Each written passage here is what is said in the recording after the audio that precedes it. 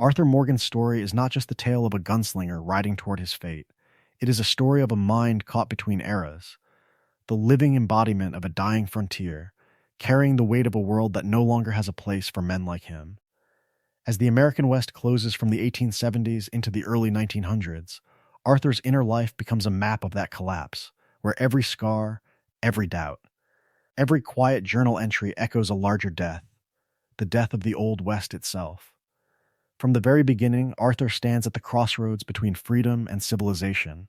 On one side, the wild promise of open country, outlaw raids, and stolen moments around a campfire.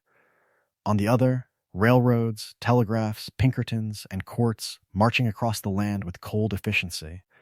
The world was changing, and the old ways were dying, but inside Arthur that change does not arrive cleanly. It arrives as a constant tension, a battlefield where loyalty clashes with betrayal, where idealistic dreams crash into brutal reality, where a man raised to believe in one philosophy begins to see its cracks. The Linde gang is the crucible where that tension is forged. From its humble beginnings as a loose band of conmen and drifters, it grows into a wandering experiment in outlaw utopia, a traveling family built on rhetoric about freedom and resistance. Dutch preaches against civilization's hypocrisy, Hosea tempers those speeches with quiet pragmatism, and their camp becomes a kind of improvised republic, half refuge and half powder keg. It is, in the truest sense, a microcosm of America, grand ideals wrapped around violence, myth-making laid over denial, charity offered with one hand while the other draws a gun. At the center of this fragile world stands Arthur Morgan. Taken in as a teenager after losing his parents, he becomes the surrogate son of Dutch and Hosea. The trusted enforcer of a dream he never fully chose but comes to believe defines him. To the gang, he is muscle, mentor, and big brother. To Dutch, he is proof that the philosophy works, a loyal outlaw shaped into a gentleman thief. Yet inside, Arthur is already a lost soul, torn between the comfort of family and the quiet suspicion that their dreams are built on sand and blood. His journal tells the truth long before his voice does. He sketches faces, questions Dutch's plans, wonders if the gang has a future or if he still has a soul to save. Early in 1899, he rides into Rhodes and St. Denis as Dutch's true believer, carrying out robberies and feuds without hesitation. By the time tuberculosis steals his breath, the real theft has already happened. His certainty. What happens when the man who enforced the dream begins to doubt its worth? When loyalty to family collides with loyalty to what is right? This video will trace Arthur's complete psychological saga, from childhood trauma and recruitment through the years as Dutch's right hand, to the slow-motion collapse of his belief system and his final grasp at redemption. From the first con to the last ride, from faith to disillusionment to a hard-won peace. The next chapters will show how one man's mind carries the rise and fall of an entire world. This is, in the truest sense, the complete psychological story of Arthur Morgan and the Linde gang, traced from the very beginning of their fragile dream to the last bullets on a cold mountainside. A story of loyalty and betrayal, of dreams and delusions, of a family built to escape civilization and dragged down by it. The journey will unfold chronologically, following the gang's rise and fall across decades. From its humble beginnings in the 1870s with two charming outlaws trying to rob each other, through the confident years of big scores and campfire speeches, to the hunted days after Blackwater when the world was closing in. At each turn, the narrative will pause, step inside Arthur's mind, and watch how every choice, every loss, and every lie reshapes the man carrying Dutch's banner. This is not a simple plot recap of robberies and shootouts. It is a guided tour through Arthur's inner evolution, the abandoned teenager recruited by Dutch and Hosea, the devoted enforcer who believes the gang is his only family, the conflicted outlaw who starts to question whether their philosophy still means anything as the world was changing and the old ways were dying. His journal entries, his quiet glances, his hesitation before pulling the trigger will matter as much as any gunfight. The structure will move camp by camp and era by era.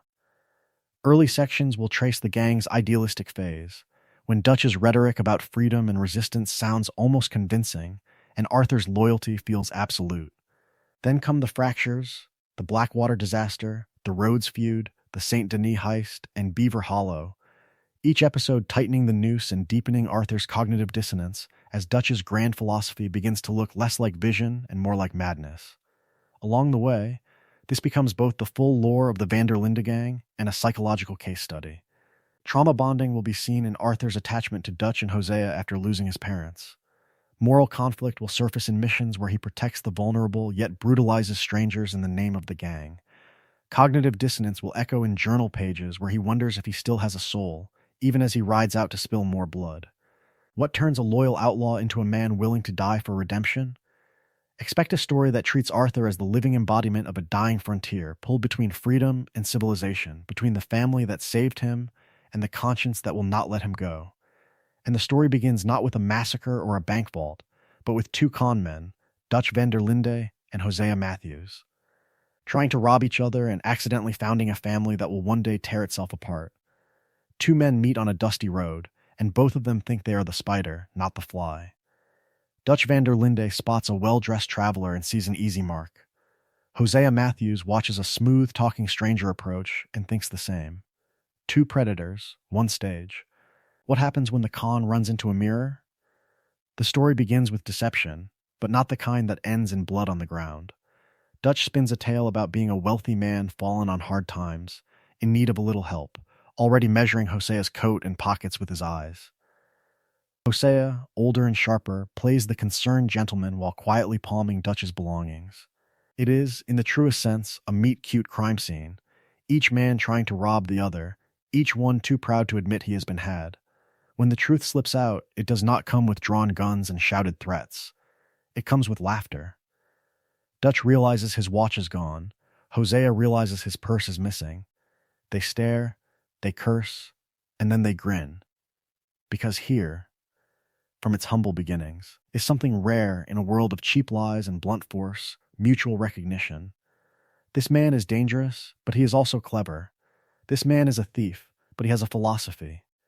Dutch, even then, is a silver-tongued philosopher outlaw, the living embodiment of an idealistic rebellion that has not yet been tested by time.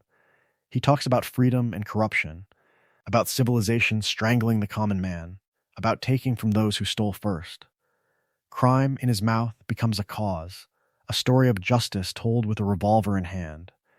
He is already rehearsing the speeches that will one day bind lost souls to him for life. Hosea stands beside that fire, not in it. He is wryer, more pragmatic, a con man who sees the angles Dutch ignores. Where Dutch dreams of robbing railroads to strike at the heart of power, Hosea notices the ledger, the guard rotation, the weather. He does not believe the world is fair, but he also does not believe it can be remade with enough rhetoric and dynamite. His loyalty is to survival first, to family second, to philosophy a distant third. The failed robbery becomes a partnership because both men are tired of bowing to anyone. Both have a deep resentment of authority, a shared conviction that the old ways were dying, and that the new order has no place for men like them unless they seize it. Together they imagine a roaming family of outlaws, living free beyond the reach of law and capital, stealing with style instead of cruelty. Is it a dream, or already a delusion?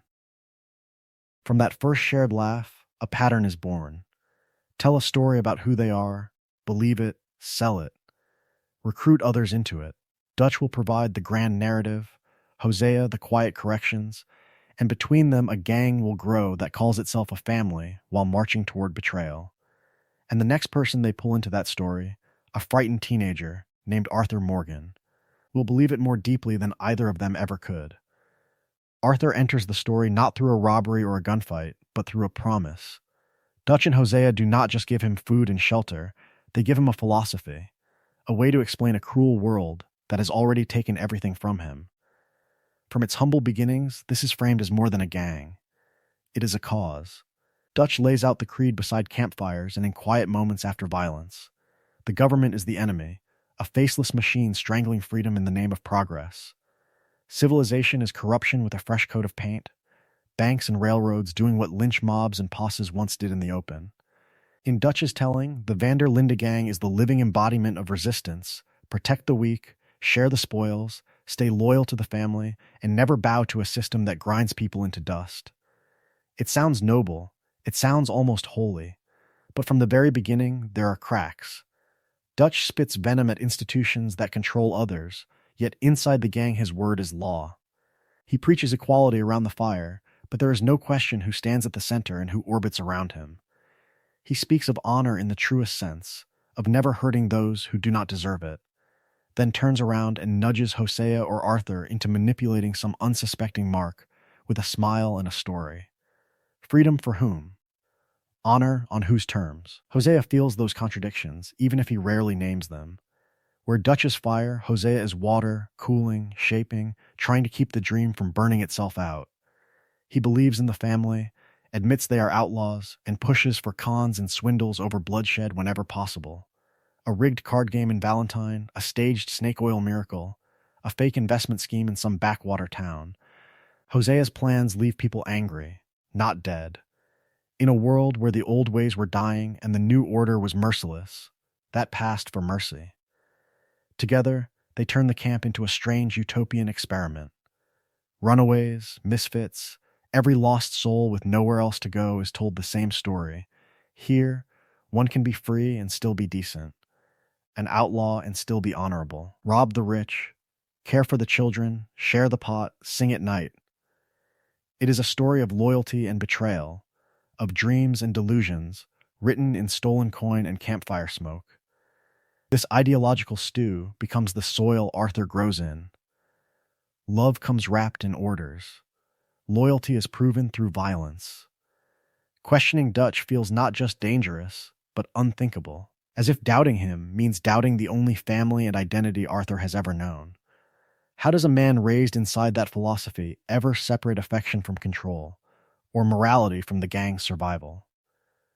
The answer will define Arthur's entire life, and when the world starts closing in, those contradictions will finally demand a price. To understand why questioning Dutch feels unthinkable to Arthur, the story has to go back to the very beginning, before the gang, before the robberies, before the speeches about freedom and civilization. It goes back to a boy who learned early that the world was dangerous, and that no one was coming to save him. Arthur Morgan's childhood is fragmented, half-remembered, and steeped in hardship. He grows up in a world of mud streets and cheap whiskey, following a father who is more outlaw than parent. Lyle Morgan drifts from town to town, running petty scams, stealing when he has to, drinking when he can, dragging his son through a life where stability is a luxury and violence is routine. This is not a story of warm homes and gentle lessons. It is a story of survival in its most basic form. From its humble beginnings, Arthur's life is a series of temporary roofs and temporary loyalties. He watches his father argue, cheat, and fight, and learns that the law is not a guardian, but an enemy. Food on the table comes from stolen wallets and rustled cattle, not honest work. When a child sees crime pay the bills and keep the cold away, what does that do to his sense of right and wrong? For Arthur, necessity-driven crime becomes normal long before Dutch ever rides into view. The key break comes when the law finally catches up. Lyle Morgan is arrested, dragged away in irons, and for Arthur it is not just a father being taken. It is the last, fragile anchor of his world snapping in an instant. There is no extended family to step in, no stable community to catch him. Just absence. Just a boy standing in the dust, watching the only constant in his life disappear behind a barred door. That moment leaves him emotionally unmoored, in the truest sense. The old ways were dying for Arthur before the world was changing for everyone else. He is abandoned without anyone deliberately choosing to abandon him, which may be the cruelest form of betrayal. A child in that position does not learn to trust institutions. He learns to cling to people, to any strong figure who can offer protection, purpose, and a name for what he is. Psychologically, this is the soil in which trauma bonding grows. Arthur is frightened, angry, and utterly alone, yet desperate for a story that explains his suffering. He has been taught that outlaws survive while honest men starve, that the law destroys families rather than preserving them. So when he lifts a gun as a teenager and starts robbing to live, it does not feel like a fall from grace. It feels inevitable. By the time Dutch and Hosea first see him, Arthur is already the living embodiment of a lost soul on the edge of civilization, a teenager on the road, a pistol at his hip, no real future ahead of him. The next choice he makes, and the men who make it with him, will change everything. The choice arrives on a cold road with a simple question. live alone, and die early, or follow two strangers who promise the world. Dutch van der Linde and Hosea Matthews do not meet Arthur Morgan in a saloon or at a card table. They find him on the margins, half wild and half starved, the living embodiment of a boy civilization has already given up on. The first encounter is almost a dark joke. Two seasoned outlaws ride up on a teenage thief, and for a brief second, everyone reaches for a gun. Three predators, one empty road. But Dutch and Hosea see past the pistol and the bravado. They see the bruises of recent beatings, the hunger in his face, the way his eyes never quite rest. They recognize not just toughness, but loneliness, a lost soul. From that moment, Arthur stops being a stranger and becomes a project. Dutch frames it as a rescue from the very beginning. Food, a blanket, a place by the fire, and a speech about freedom, about how the world was changing and the old ways were dying. He offers philosophy before he offers work. To a boy who has buried a mother and watched a father vanish into prisons and gallows, this sounds less like recruitment and more like salvation. Dutch is not just taking him in, he is rewriting the story of Arthur's life as destiny instead of accident. Hosea plays the counterpoint. Where Dutch talks, Hosea shows. He teaches Arthur to track game through fresh snow, to read the wind, to shoot clean and calm. He demonstrates how to read people at a glance, how to tell a mark from a threat, how to walk through a town without drawing a lawman's eye. If Dutch gives Arthur a reason to believe, Hosea gives him the skills to survive that belief. This becomes a dual mentorship in the truest sense. Dutch feeds Arthur's hunger for meaning with big ideas, government as the enemy, freedom as a birthright, the gang as a higher form of family. Hosea quietly corrects the excess, reminding Arthur that dreams without planning get men killed. One teaches him that the world is rigged, the other teaches him how to move through that rigged world without being crushed. Over time, the bond hardens into something deeper than partnership. Dutch becomes a father in all but blood, Hosea the wry uncle who sees through everyone, and the camp their shared home from its humble beginnings. Around the fire, with stories of future scores and distant lands, Arthur starts to believe that these outlaws are the only people who will ever truly understand him. Loyalty stops being a choice and becomes an identity. Psychologically, this is the hook that never really lets go. If Dutch can take a broken teenager and turn him into a loyal, honorable outlaw, then Dutch's whole philosophy feels proven, to him and to Arthur. To doubt Dutch later will mean doubting his own entire life. And when that moment finally comes, when the father and the philosophy begin to fracture, the cost of that doubt will be almost unimaginable. For years, that proof is everywhere Arthur looks. Dutch's words are not just speeches at the campfire, they are the script for Arthur Morgan's entire sense of self. From the very beginning, Dutch tells him the same story. The world is corrupt. Civilization is a cage, and only outlaws who live by their own code can be truly free. Freedom, family, philosophy, Dutch wraps them together until they are impossible to separate. Arthur absorbs it all. He hears that they are not common criminals, but men standing against a rigged world, robbing the rich, sparing the poor when they can, holding to honor among thieves. The gang is presented as a refuge for every lost soul the world has chewed up and spat out, a family in the truest sense, held together by loyalty rather than blood. Dutch insists they are better than the people they rob, that their crimes are a protest against hypocrisy rather than a surrender to it. Arthur believes him. How could he not? Because Arthur is not just a follower. He is Dutch's favorite argument. Dutch points to him again and again as the living embodiment of his dreams. Here is the boy abandoned by civilization, taken in, educated, given purpose. Here is proof that Dutch's philosophy can take broken people and make them noble, that from its humble beginnings the gang was always more than a pack of thieves. Every time Arthur rides at his side, every time he shows courage or mercy, Dutch feels vindicated. There is another teacher, though, standing in the shadows of those grand speeches. Hosea's influence is quieter, more practical, and in the long run, far more dangerous to Dutch's absolute control. Hosea teaches Arthur to plan, to think 3 steps ahead, to see the angles in a deal and the lies in a man's eyes. Where Dutch romanticizes the world, Hosea demystifies it. He shows Arthur how to hunt, how to read a town, how to survive when the old ways were dying and charm alone would not pay the bills. That tension shapes Arthur's moral code. He believes in loyalty to the gang, in protecting women and children, in keeping his word even when it hurts. Yet those ideals live side by side with brutal robberies, beatings, and killings carried out in the gang's name. One day he is comforting Jack Marston, another he is shaking down a desperate farmer like Thomas Downs.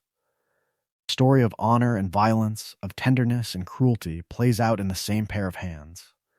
Here, the contradiction begins to harden. Arthur sees himself as a good man in a bad world, but that image rests almost entirely on Dutch's story about who they are. To question Dutch is to question the gang, and to question the gang is to question Arthur Morgan himself. What happens when the proof of concept starts doubting the concept? That is the fracture waiting beneath every campfire speech. The crack that will widen as the world closes in and Dutch's ideals collide with reality. That fracture does not stay empty for long. Into the gap between Dutch's speeches and reality walks another boy with nowhere else to go, another test of the philosophy that has made Arthur the living embodiment of Dutch's dreams. John Marston's story begins even harsher than Arthur's. Born in 1873 to a Scottish immigrant who drank too much and talked about civilization as if it were a bad joke, John loses his mother to unknown causes and his father to a bar fight and disease before he is a teenager. Shipped off to an orphanage, he meets the world not as family, but as institution, cold beds, harsh discipline, and the constant lesson that no one is coming to save him. He runs away, is dragged back, runs again. Hunger becomes a teacher. Near starvation drives him to petty theft, to street crime, to a life where trust is a luxury he cannot afford. By the time Dutch and Hosea cross his path, John is already hard around the edges. This is not a blank slate. This is a lost soul who has learned that every promise has a price. When they catch him trying to rob them, the moment borders on situational irony, two seasoned outlaws, nearly robbed by a half-starved teenager who can barely hold his gun steady. Dutch does not just see a thief. He sees a story he already knows how to tell. From its humble beginnings, the gang has given Dutch something more than money or freedom. It has given him a role. Savior, teacher, father in the truest sense, at least in his own mind. Taking John in lets him repeat the pattern that worked with Arthur. Another stray brought to the fire, another chance to prove that his philosophy can turn broken boys into principled outlaws standing against a corrupt world. Arthur feels this immediately. He is no longer the only son. He is the established right hand, watching Dutch's attention shift to this sharp-tongued newcomer who does not bow his head so easily. Where Arthur once swallowed Dutch's rhetoric whole, John meets it with a smirk. A raised eyebrow, a question asked one time too many. Arthur wants to believe that Dutch's words are truth. John wants proof. This creates a quiet rivalry, not always hostile, but always there. Around the campfire, Arthur defends Dutch's plans. John undercuts them with sarcasm. Arthur rides out as loyal enforcer. John drifts toward reluctant follower, doing the work but never fully buying the myth. One brother believes the sermon, the other tests the scripture. That tension becomes one of the gang's central fault lines. As the world was changing and the old ways were dying, the van der Linde family carried within it two futures: the dutiful believer and the doubting survivor. Which one will Dutch choose when the pressure mounts, and what will that choice do to both men? The answer will decide not only the gang's end, but the shape of its long, bloody shadow. From that tension, the Arthur-John dynamic emerges as one of the gang's most important mirrors. Two men raised under the same roof, shaped by the same outlaw philosophy, but walking opposite paths toward the same cliff. Arthur is Dutch's right hand in the truest sense. From the very beginning, Dutch trains him to be the living embodiment of the gang's ideals, loyal, decisive, unflinching. Arthur becomes the reliable enforcer who rides first, shoots straight, and almost never questions the man giving the orders. For him, loyalty is not just a virtue, it is survival, identity, and love braided into one. Obedience becomes his way of saying thank you for being saved as a lost soul, his way of proving that Dutch did not gamble wrong when he took that angry boy off the streets. John Marston never quite fits that mold. Taken in later, older, already half-formed, John carries his own stubborn streak and a private dream of freedom that does not always include Dutch. He disappears for stretches, chafes under lectures, and resents being treated as a wayward son when he feels he has earned the right to be a man. To Dutch, this resistance is betrayal dressed up as independence, ingratitude from a boy who forgets who fed him when civilization would have left him to hang. That difference turns daily life in camp into a quiet battleground. Arthur watches John vanish to chase his own schemes, leave Abigail and Jack in worry, and then return expecting forgiveness. To Arthur, this proves everything. John is irresponsible, selfish, a man who wants the rewards of family without the discipline of loyalty. John, in turn, looks at Arthur and sees a different kind of cowardice. He sees a man so bound to Dutch's voice that he will excuse every failure, every broken promise, every body left in the mud, because admitting the truth would mean admitting his entire life story is built on sand. Yet their friction is never simple hatred. They share bullets, blood, and close calls. In the snow at Coulter, Arthur rides out in a blizzard to drag John back from the brink, half frozen and mauled, cursing him the entire way while refusing to let him die. Later, John covers Arthur in gunfights, follows his lead when Dutch is absent, and begins to see that the gruff enforcer is also a man who feeds the camp, comforts the vulnerable, and quietly questions the gang's future in his journal. Through raids gone wrong, escapes under fire, and nights around the fire where both men stare into the dark, reluctant respect grows. A story of rivalry turns into a fragile brotherhood, built not on agreement but on shared wounds. When the dream starts to rot and Dutch's delusions harden, which man will break first? The loyal believer who has built his soul around obedience, or the wary skeptic who has never fully given it? And more dangerous still, what happens if they both change, but not in time? As that fragile brotherhood takes shape, the camp around them swells into something larger than a gang. It becomes a moving city of the dispossessed. A story of wounded people orbiting a single fire, chasing freedom in the only way they believe the world will allow. Sadie Adler arrives in blood and smoke, dragged from the wreckage of her burned ranch, her husband hanging dead in the snow. The O'Driscolls kill her old life in a single night. Dutch offers revenge, a gun, and the promise that no man will ever own her again. She stays because rage needs direction, and the Vander Linde camp is the only place where a widow can become a gunslinger in the truest sense. Javier Escuella brings songs, stories, and another revolution already burned out behind him. A Mexican outlaw who once believed in grand causes, he carries the bitterness of betrayal in every ballad. Dutch's philosophy of striking back at civilization sounds familiar, almost comforting. Javier runs from failed uprisings and foreign prisons, and he stays because Dutch feels like the living embodiment of a dream that refused to die. Bill Williamson is the opposite. A former soldier thrown away by an army that used him up, he is loud, insecure, quick to anger. War taught him violence, but gave him no purpose once the shooting stopped. Dutch gives him orders, nicknames, and a place at the fire. Bill runs from shame and failure, and he stays because here, for once, his gun makes him important rather than expendable. Charles Smith stands at the edge of the flames, mixed heritage, hunted by both sides. He has spent a lifetime learning that the world was changing, and that the old ways were dying with no place for men caught between. Dutch promises respect and choice, even as the gang tramples the very lands Charles feels tied to. He runs from erasure, and he stays because this wandering caravan is the closest thing to belonging he has ever known. Around them, the city grows.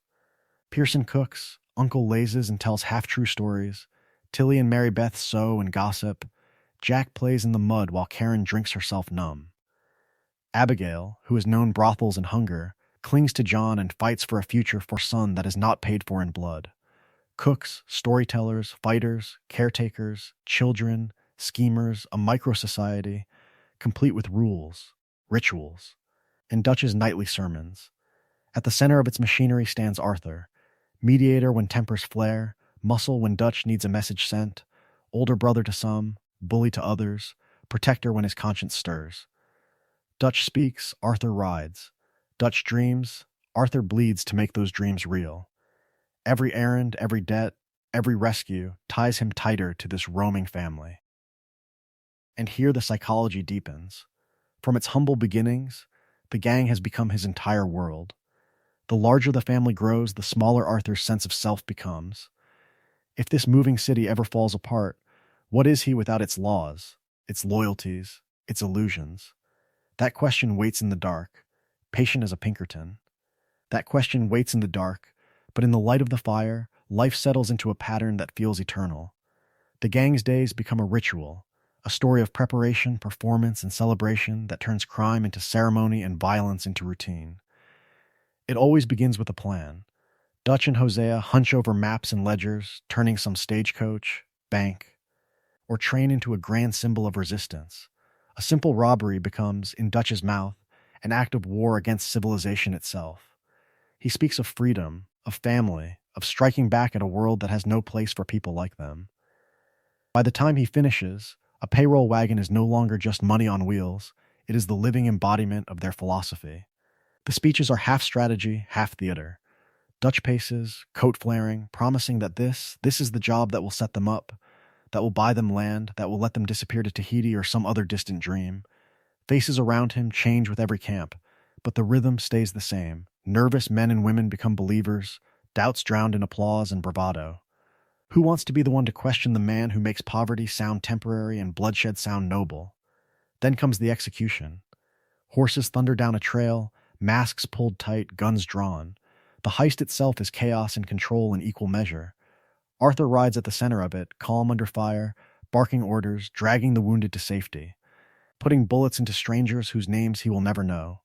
He robs trains, burns tobacco fields, storms banks, and in the moment it feels less like murder and more like work. He jokes, he curses, he kills. Then he goes home to camp. Camp is the reset button. Each new location, Coulter's frozen misery, Horseshoe overlooks gentle hills, the humid glow of Clemens Point. The haunted halls of Shady Bell is framed as a fresh start. The past job, the past failure, even the past corpse, all recede once the wagons circle and the tents go up. Dutch promises that this time the law will not find them. This time, the plan will hold. From its humble beginnings, this wandering community has learned to treat geography as absolution. Around the fire, the dream repairs itself. Songs rise into the night, old folk tunes and improvised verses about daring escapes and clever tricks. Stories get told and retold until they harden into legend. Hosea laughs about the time he and Dutch tried to con each other on the same mark. Two swindlers, both reaching for the same pocket. Bill's cowardice becomes comedy, Javier's loyalty becomes poetry. And Dutch's worst decisions are quietly edited out or reframed as necessary risks. In the truest sense, the gang is not just living a dream, it is constantly narrating one. Arthur absorbs this rhythm completely. He drinks, he sings when pushed, he flirts, he plays dominoes, and then he slips away to his journal. On those worn pages, the bravado softens. He sketches campfires and faces, writes about Dutch's brilliance and Hosea's wisdom, but also about a nagging unease he cannot quite name. By day, he is Dutch's hammer. By night, he is a man asking whether the nail deserved it. Yet the songs grow louder precisely because the world beyond the firelight is changing. Railroads cut through valleys they once rode alone. Telegraph wires hum above their heads, carrying news faster than any horse. Pinkertons, backed by government money and industrial power, close in with a patience that outlasts any camp. The old ways were dying, even as Dutch preached that the old world could still be reclaimed. So the cycle continues. Plan, ride, bleed, sing, forget. Each heist is framed as the one that will save them. Each move as a rebirth, each story as proof that their cause is righteous. But beneath the music and the myths, the gang's life inside the dream is already out of time. A beautiful, brutal routine marching toward a world that no longer has room for outlaws who believe they are heroes. The routine feels timeless, almost ritualistic. But outside the campfire glow, the world was changing faster than any of them wanted to admit. By 1899, the frontier that Dutch kept talking about was more memory than reality. Railways stitched the continent together, iron lines cutting through forests and prairies that once promised endless escape. Telegraph wires hummed above the trails, sending messages in minutes where riders once took days. Cities like Saint Denis rose out of the mud as the living embodiment of a new America, industrial, crowded, choked with smoke and money, and men in suits who never touched a gun yet controlled entire territories. This is not just a story of one gang on the run, but of a country closing its fist. Corporate interests, rail barons, and oil men push west. backed by banks and politicians who speak the language of progress while they carve up land, labor, and law. The old ways were dying, and with them the space where an outlaw could vanish into wilderness and legend. Into this new order rides the Pinkerton Detective Agency, private lawmen hired by those same interests to make sure nothing disrupts the machine. They are not drifters or bounty hunters working alone. They are organized, documented, coordinated, files, informants, telegraphs, trains. Milton and Ross are not just two determined pursuers, they are personified progress, the cold bureaucracy of civilization given a badge and a mandate to erase men like Dutch and Arthur. Dutch sees all this, and he gives it a story.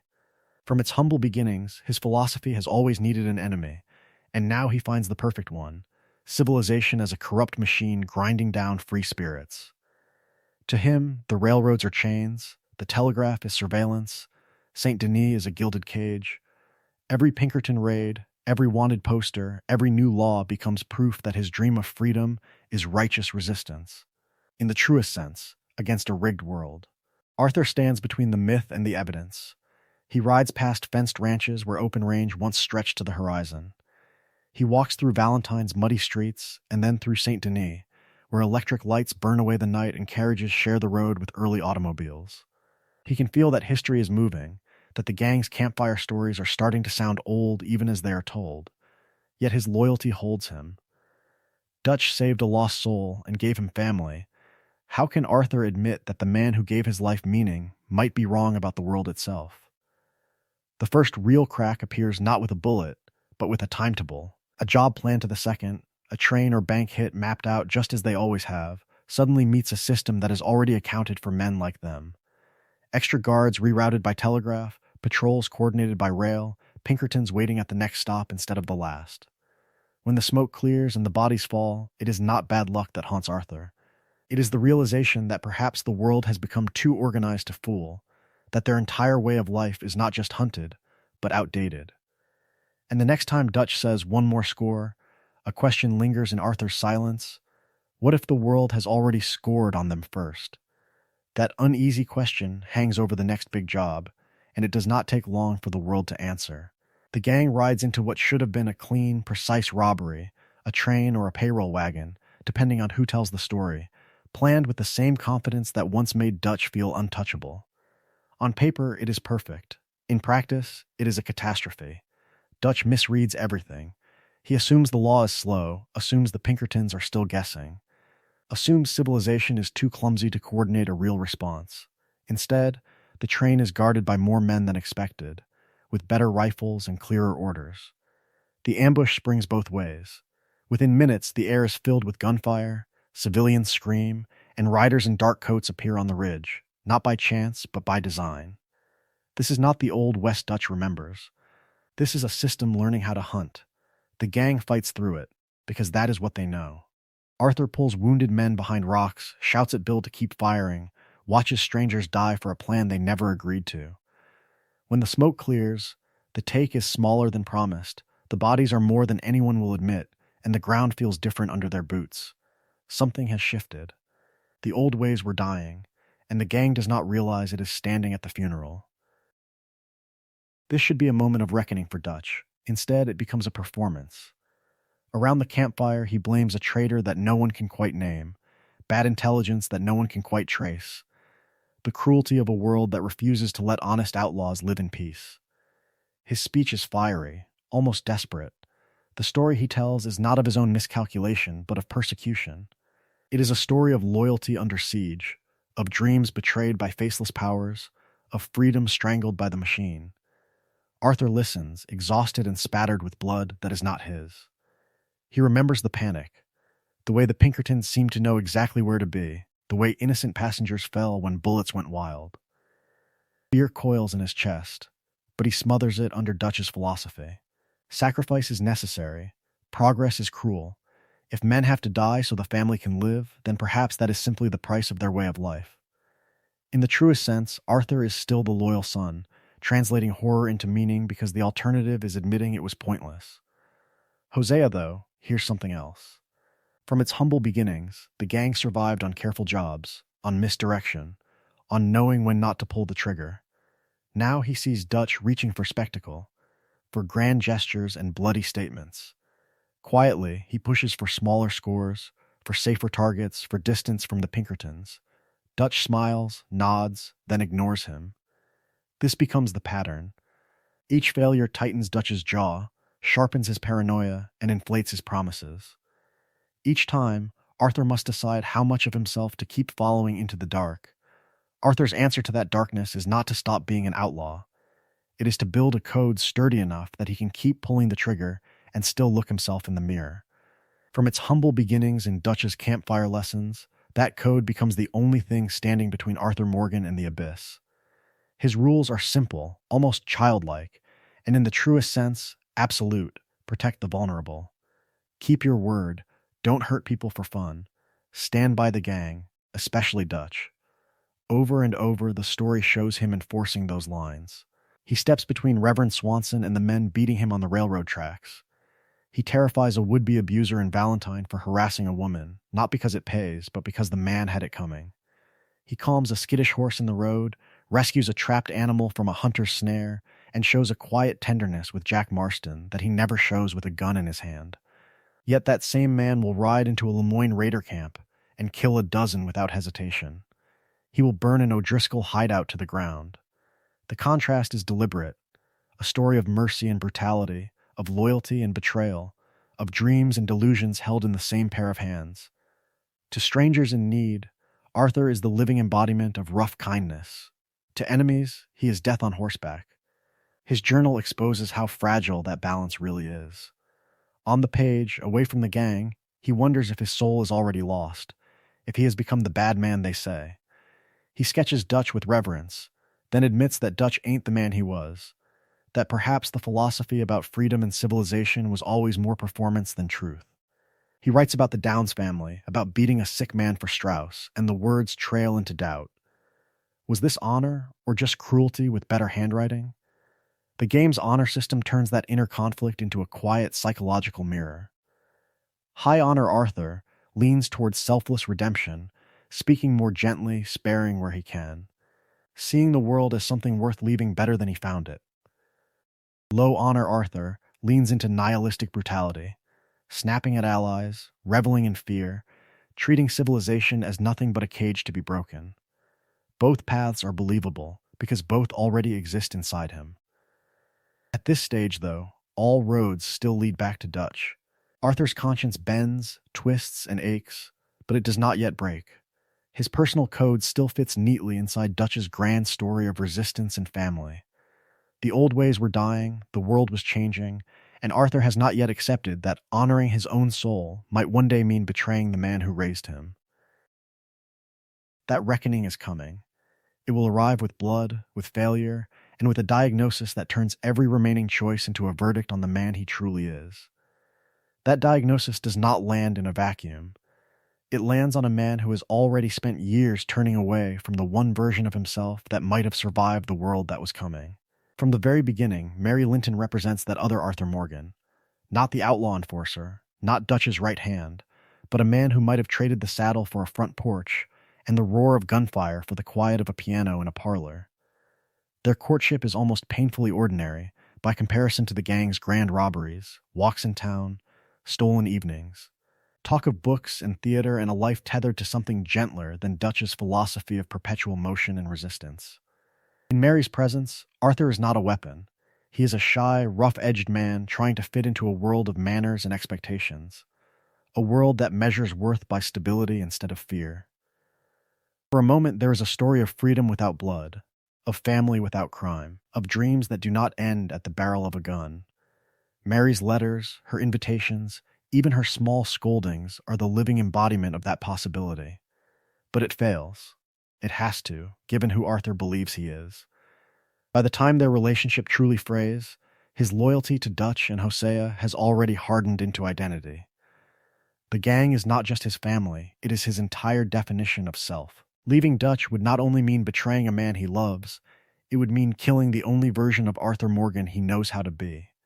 So when Mary asks him to walk away, to choose her over the gang, he cannot even imagine what that choice would look like in practice. How does a man raised on the run suddenly sit still? Underneath that is something darker. Arthur is convinced he is, in the truest sense, a bad man. His journal hints at it, his muttered comments confirm it. He tells himself he is too far gone, that the old ways were dying, but he stayed with them too long, that civilization has no place for a lost soul who has spent decades robbing trains and burning bridges. That belief becomes its own prison, a justification for every decision to ride with Dutch one more time. Mary does not disappear, though. She becomes a symbol, a road not taken that keeps walking back into his life. Each encounter with her is a quiet indictment. Arthur is not trapped by fate. He is choosing the gang over his own happiness. Her final goodbye in Saint Denis is not just a romantic tragedy. It is a verdict on the man he has decided to be. Yet that verdict is not final. Not yet. Because one day soon, with his body failing and Dutch's delusions spiraling, Arthur will be forced to confront the question he has been running from since Mary Linton first held out her hand. Is he truly nothing more than what Dutch made him? Or has he been lying to himself about his own soul all along? That question does not arrive all at once. It seeps in, through small failures and quiet nights, through moments that do not fit the story Arthur has been telling himself since the very beginning. The first cracks show up not in some grand betrayal, but in the work. At Horseshoe Overlook, when Strauss sends Arthur to collect debts, the job feels less like righteous rebellion and more like kicking people who are already down. The Downs farm is not a mansion, and Thomas Downs is not a railroad baron.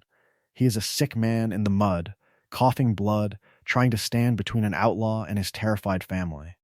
Arthur does the job, because that is what Dutch's gang does.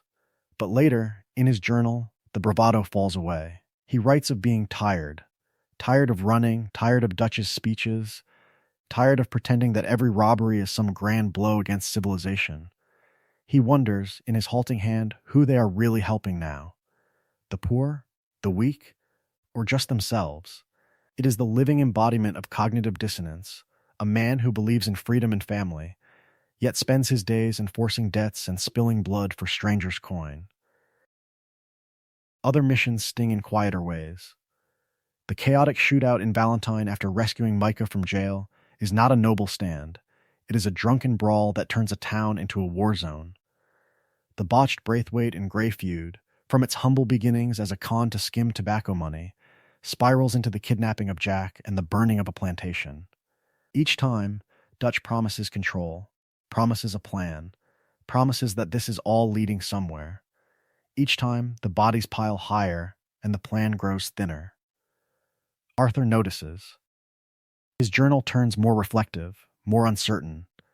He mentions Dutch talking faster, gambling bigger, trusting men like Micah more than the old hands. He notes Hosea's concern. He even admits, if only to the page, that Dutch ain't quite himself. Then he closes the book and goes right back to enforcing Dutch's will. How else could it be? This man raised him, taught him to read, gave him a name when the world was changing and the old ways were dying. To admit Dutch is failing would be to admit that Arthur has built his entire soul on sand. John Marston, though, has been living with that suspicion for years. John left once, tried to build a different life, tried to imagine a future beyond the gun. When John questions Dutch now, when he mutters about the madness of Saint Denis or the pointlessness of yet another train, Arthur bristles. He defends Dutch, accuses John of ingratitude, of cowardice. In truth, John's doubts mirror the ones Arthur is only beginning to allow himself to feel, and that makes them unbearable. So Arthur fights a war on two fronts: outside, against Pinkertons and Progress; inside, between memory and reality. This is a story of loyalty and betrayal, of dreams and delusions, compressed into one man's chest. He clings to the idealistic Dutch of his youth, even as the present Dutch grows sharper, colder, more reckless. How long can that contradiction hold before something breaks? The answer will define not just Arthur's fate, but the fate of the entire van der Linde family. For that contradiction to hold at all, there has to be a counterweight. In the van der Linde gang, that counterweight is Hosea Matthews. If Dutch is the voice of destiny, Hosea is the voice that asks, very quietly, at what cost?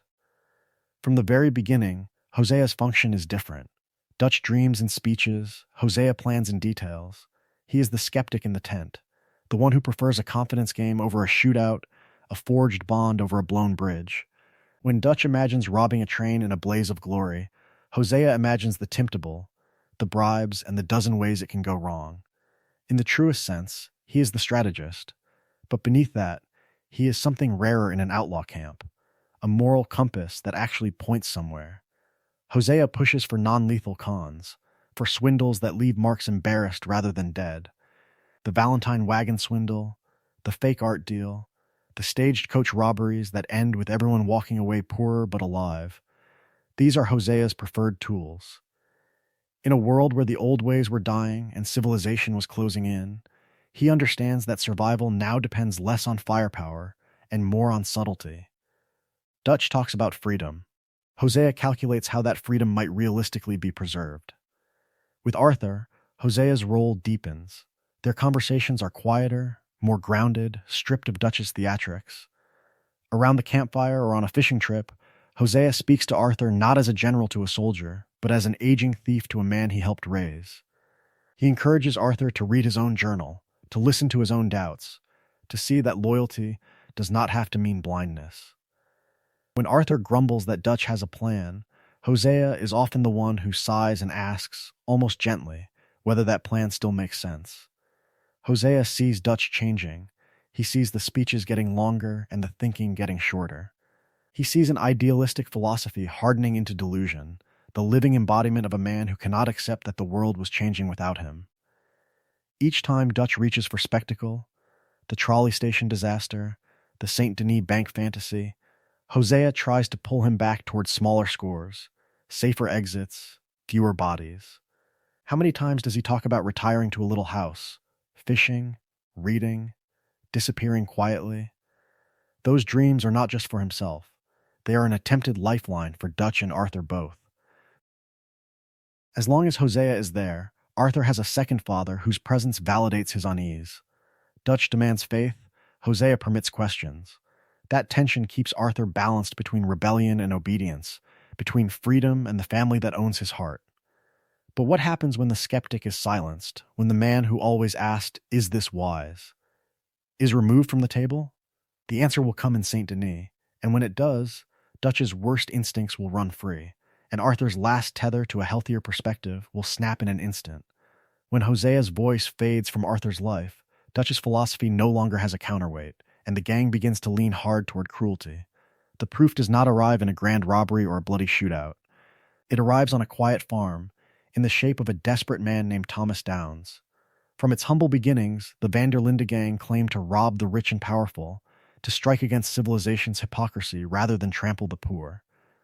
Yet here, Dutch sends Arthur to collect on a debt from a man who is clearly already broken. Thomas is coughing, gaunt, his hands shaking as he works the soil. His wife and young son watch from the house, afraid but proud, clinging to the idea that their husband and father is still providing. The world was changing, and this family is caught in the gears. Arthur rides in as the enforcer, the living embodiment of Dutch's will. He does what he has always done, demands payment, applies pressure, escalates when words do not work. But even in the moment, there's a hitch in his rhythm. This is not a railroad tycoon or a corrupt official. This is a man who can barely stand, an honest worker crushed by debt and drought. Arthur shoves him, grabs his collar, forces him into the mud as Thomas coughs blood into Arthur's face.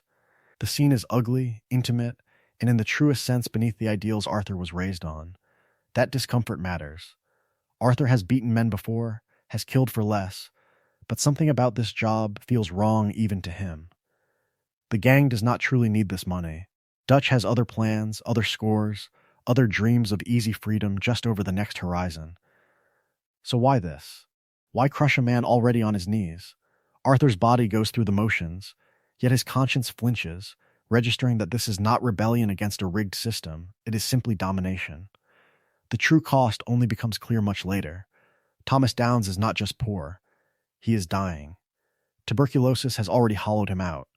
And that bloody cough on Arthur's face is not just a detail of a rough encounter. It is the moment the disease that will kill Arthur enters his body. The debt collection that violated his instincts is the infection that dooms him. Psychologically, that connection is devastating. The illness that forces Arthur to reevaluate his entire life is not random fate, but the direct consequence of betraying his own code in service of Dutch's demands. A story of loyalty and betrayal becomes literally etched into his lungs.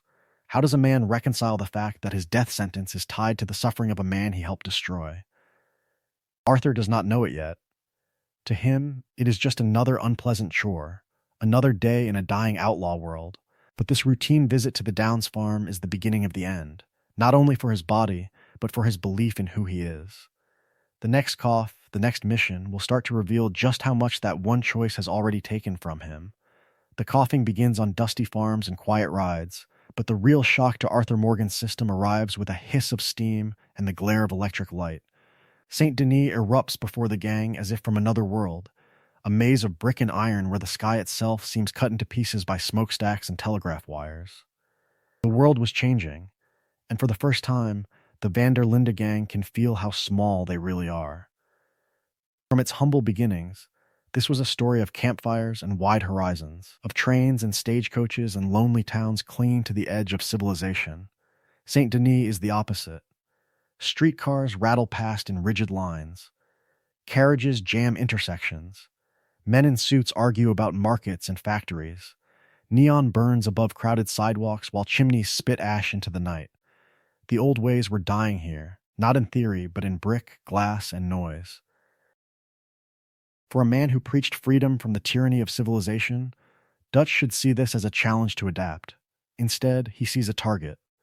In the truest sense, the city becomes an enemy fortress in his mind, a monument to everything that has pushed his philosophy to the margins. Every factory whistle is an insult. Every bank is a dare. Rather than rethinking his dreams, he grows intoxicated with the idea of humiliating this place, of proving that one outlaw with enough vision can still bend the modern world to his will. Arthur moves through Saint Denis like a ghost haunting a future that has no place for him. He bumps shoulders with strangers who do not know his name, who do not care that he is the living embodiment of a dying frontier. The alleys smell of sewage, the harbor reeks of oil and salt, and the constant clatter presses against his skull. His old instincts, read the land, find the high ground, watch the tree line, mean little among gas lamps and brick walls. He can feel it. Their tricks belong to another century. Then, Dutch decides to rob the bank at its heart. On paper, it is another bold stroke, another chance to secure one last score for the family. In practice, the city closes around them. Lawmen pour in from every street.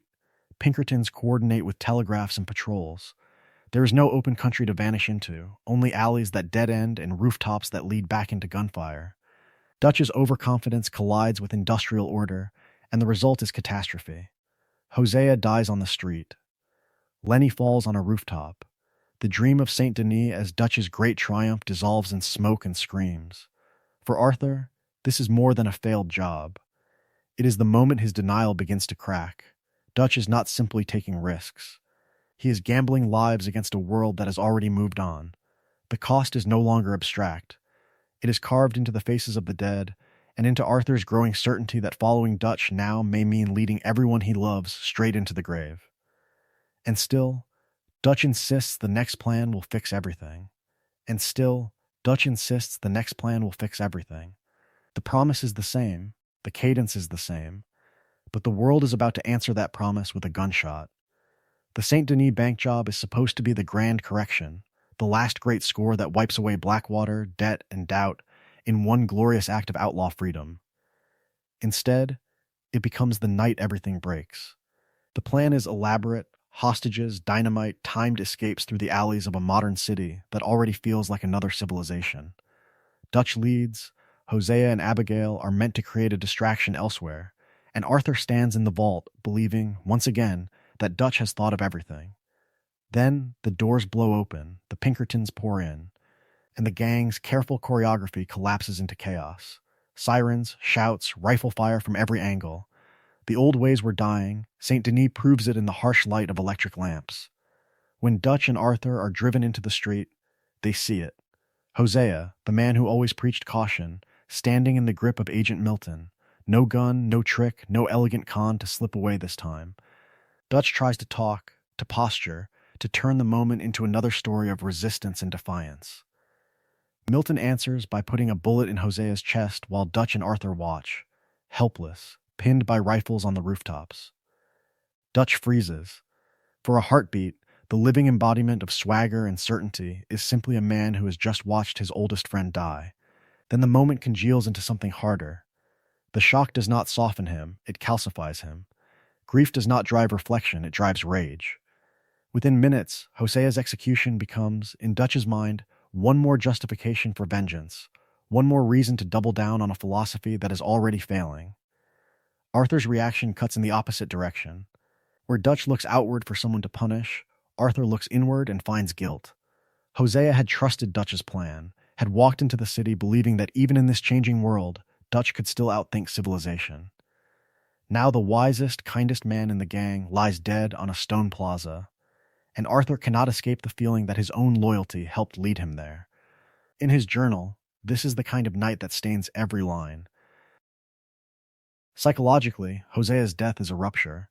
From the very beginning, Hosea had been Dutch's conscience and Arthur's quiet encourager, the one who told him to think for himself, to see beyond Dutch's rhetoric.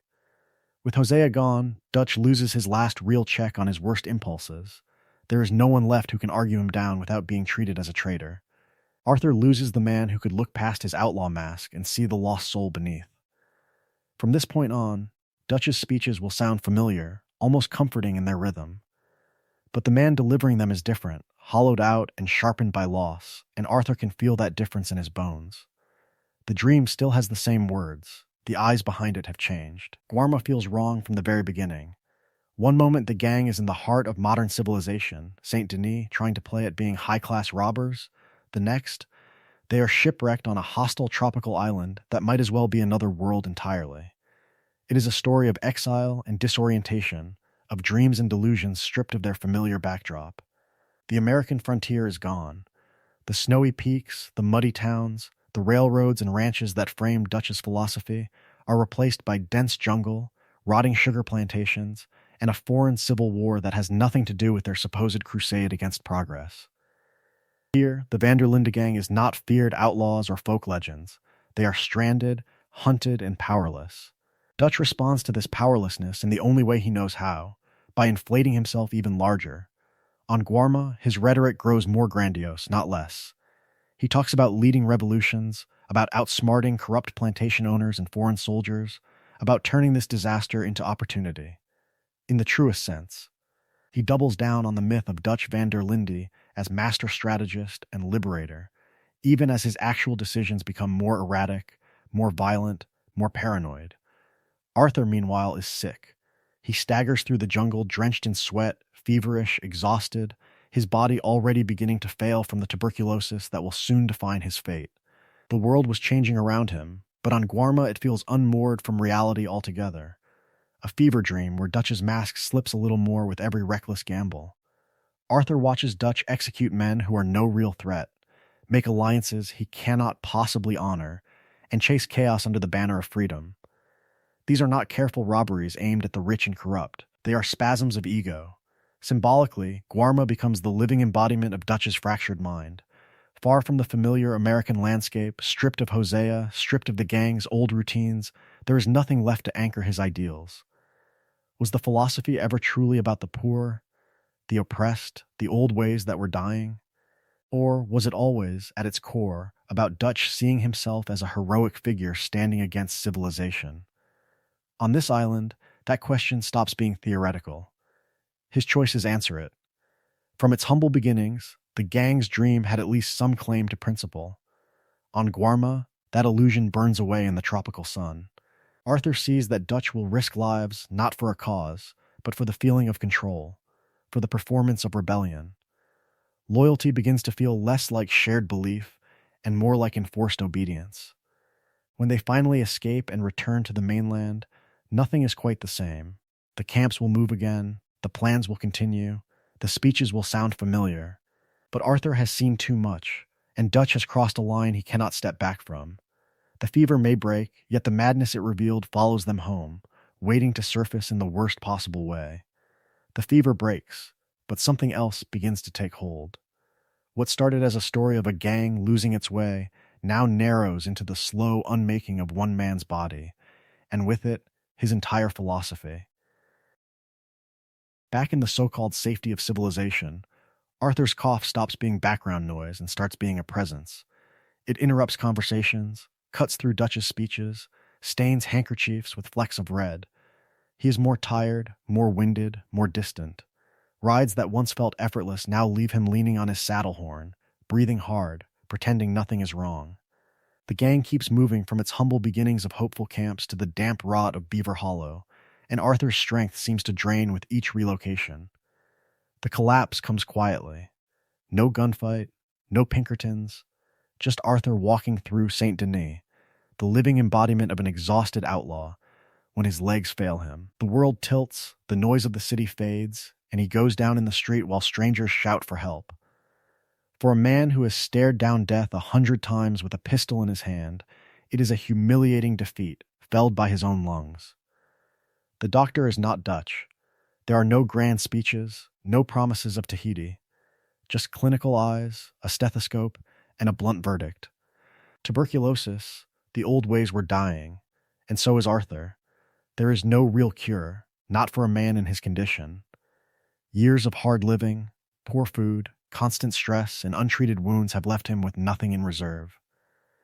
Rest might slow it, but rest is something an outlaw on the run does not have. The doctor's words are simple, almost cruel in their honesty. Prepare for the end. Arthur's internal reaction is a storm that never quite shows on his face. At first, there is shock, a stubborn refusal to accept that bullets could not kill him, but a cough will. Then denial, the familiar instinct to ride harder, work more, drown the fear in missions and movement. But in the quiet moments, in the truest sense, grief settles in, not only for the shrinking number of days ahead, but for all the years already thrown away in service to another man's dreams and delusions. And then the knife twists. The doctor traces the source, close contact with someone infected, someone poor, someone desperate. Memory fills in the rest. Thomas Downs, coughing blood in the mud while Arthur beat him for Dutch's money. The man he bullied has, in effect, killed him. It is not an abstract consequence of the outlaw life.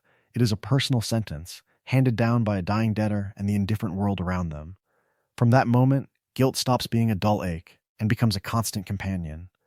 The diagnosis reframes every choice, every cruelty, every act of loyalty to Dutch's collapsing vision. If time is short, what is it for? Survival no longer feels like the point. Legacy does.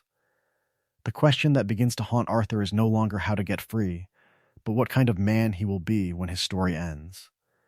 And once that question takes root, the gang's future, John's future, and Arthur's own redemption can no longer be separated.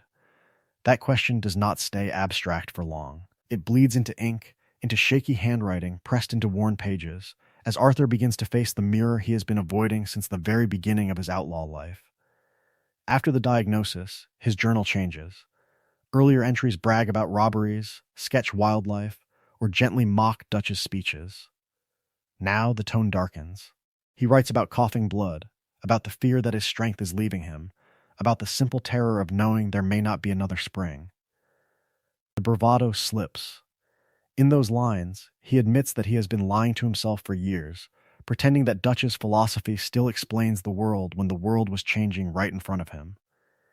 He lists regrets, not just the bodies left in ditches, but the wasted chances at something quieter with Mary, the cruelty he excused in the name of family, the way he helped turn John into a reflection of himself. This is a story of a man realizing that the code he lived by was half faith, half delusion. The journal becomes confession, testimony, and last will all at once.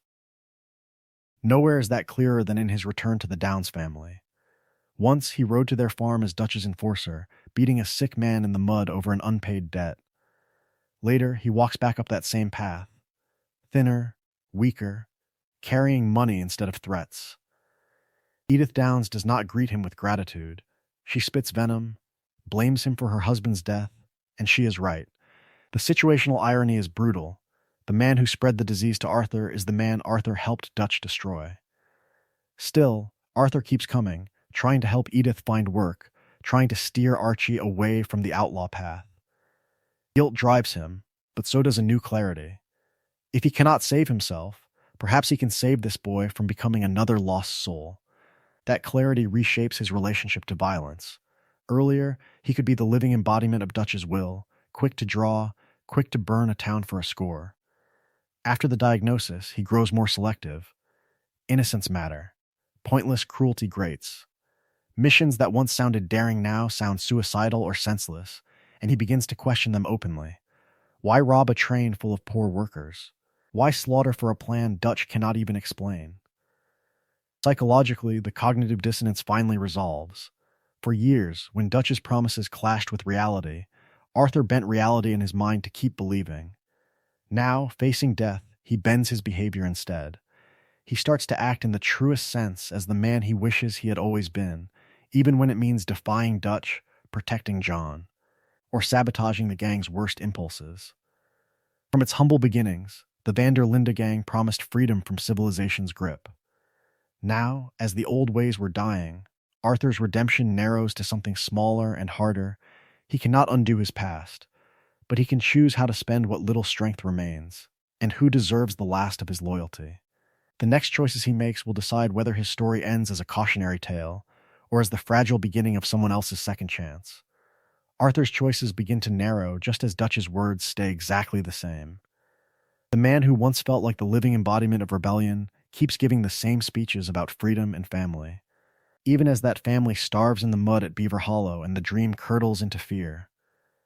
From its humble beginnings, Dutch's philosophy had always been wrapped in language. Around campfires and after robberies, he preached that they were fighting for the little guy, that civilization was a cage, that the gang was, in the truest sense, a story of loyalty against a cruel world. In 1899, those lines do not change. What changes is everything around them: the coffins, the empty bedrolls, the way the younger members glance at Arthur instead of at Dutch when the plans grow wild. Dutch still talks about never leaving one of his own behind, but he abandons the Wapiti after using their anger to spark a hopeless war.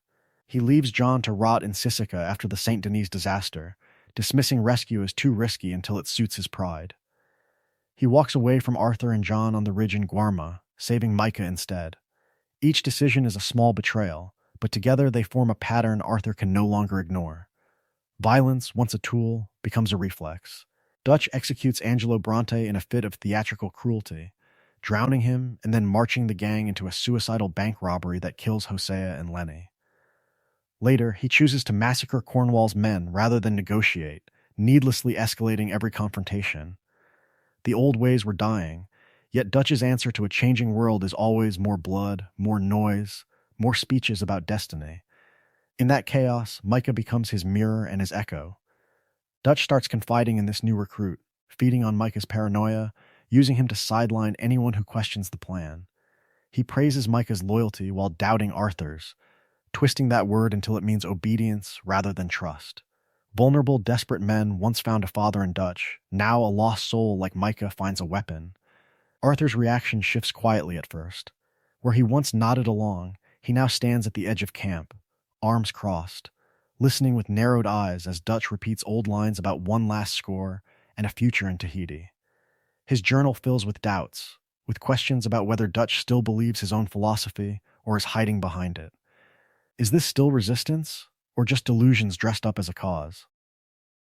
The confrontations become open. Arthur asks what the plan really is in St. Denis and Beaver Hollow, on mountain paths choked with snow and smoke, and Dutch meets him with deflection, anger, or wounded appeals to loyalty. Have some faith, he snaps, as if faith can resurrect Hosea or erase the coughing fits that bend Arthur double. Soon, faith will not be enough. The moment is coming when Arthur must stand between the man he owes everything to and the truth he can no longer unsee. And when that choice comes, someone is not walking away. Someone is not walking away. And into that widening crack between faith and truth walks Micah Bell. From the very beginning of his time with the gang, Micah is not a brother or a believer. He is a vulture who has finally found the perfect carcass. Sadistic, opportunistic, and utterly transactional, he is the living embodiment of an outlaw with no philosophy beyond self-preservation. He reads people the way Hosea reads ledgers and wanted posters. Where Hosea searches for angles and exits, Micah searches for wounds and fears, for the precise weakness that will open a door. Dutch, shattered by Hosea's death and the humiliation in Saint Denis, presents a door already half open. The world was changing, the old ways were dying, and Dutch's grand speeches about freedom and civilization now echo against empty pockets and fresh graves. Micah steps in with a simple promise: the dream is not dead, only the cowards around Dutch are. Why question when brutal certainty feels so much safer? Micah flatters Dutch's ego with almost religious devotion. He calls him the man with the plan, insists that every failure is someone else's betrayal, and urges him toward the most violent answer every time. When Dutch hesitates, Micah pushes. When Dutch grows paranoid, Micah feeds it. When Dutch wonders if the gang has lost its way, Micah whispers that the way was always paved in blood, and that Hosea and Arthur were the ones who went soft. Arthur sees it instantly. From its humble beginnings, the gang had rules, however flexible: no senseless cruelty, no pointless terror, some line between rebellion and butchery. Micah has no line. He tortures for information, kills for convenience, and smiles when the weak suffer. To Arthur, who has spent a lifetime telling himself that their crimes serve a larger purpose, Micah is a mirror held up to the worst possible interpretation of that story. What if this is what they were, in the truest sense, all along? This creates a psychological triangle that tightens around Dutch's mind. On one side stands Arthur, history, conscience, doubt, the man who remembers the campfires, the shared dreams, the makeshift family, and who now asks hard questions Dutch no longer wants to hear. On the other side stands Micah, flattery, ruthlessness, certainty, the man who promises that Dutch's philosophy was never wrong, only betrayed. Which voice does a grieving, aging leader choose? The one that says he changed, or the one that swears he is still right? Micah does not create Dutch's darkness.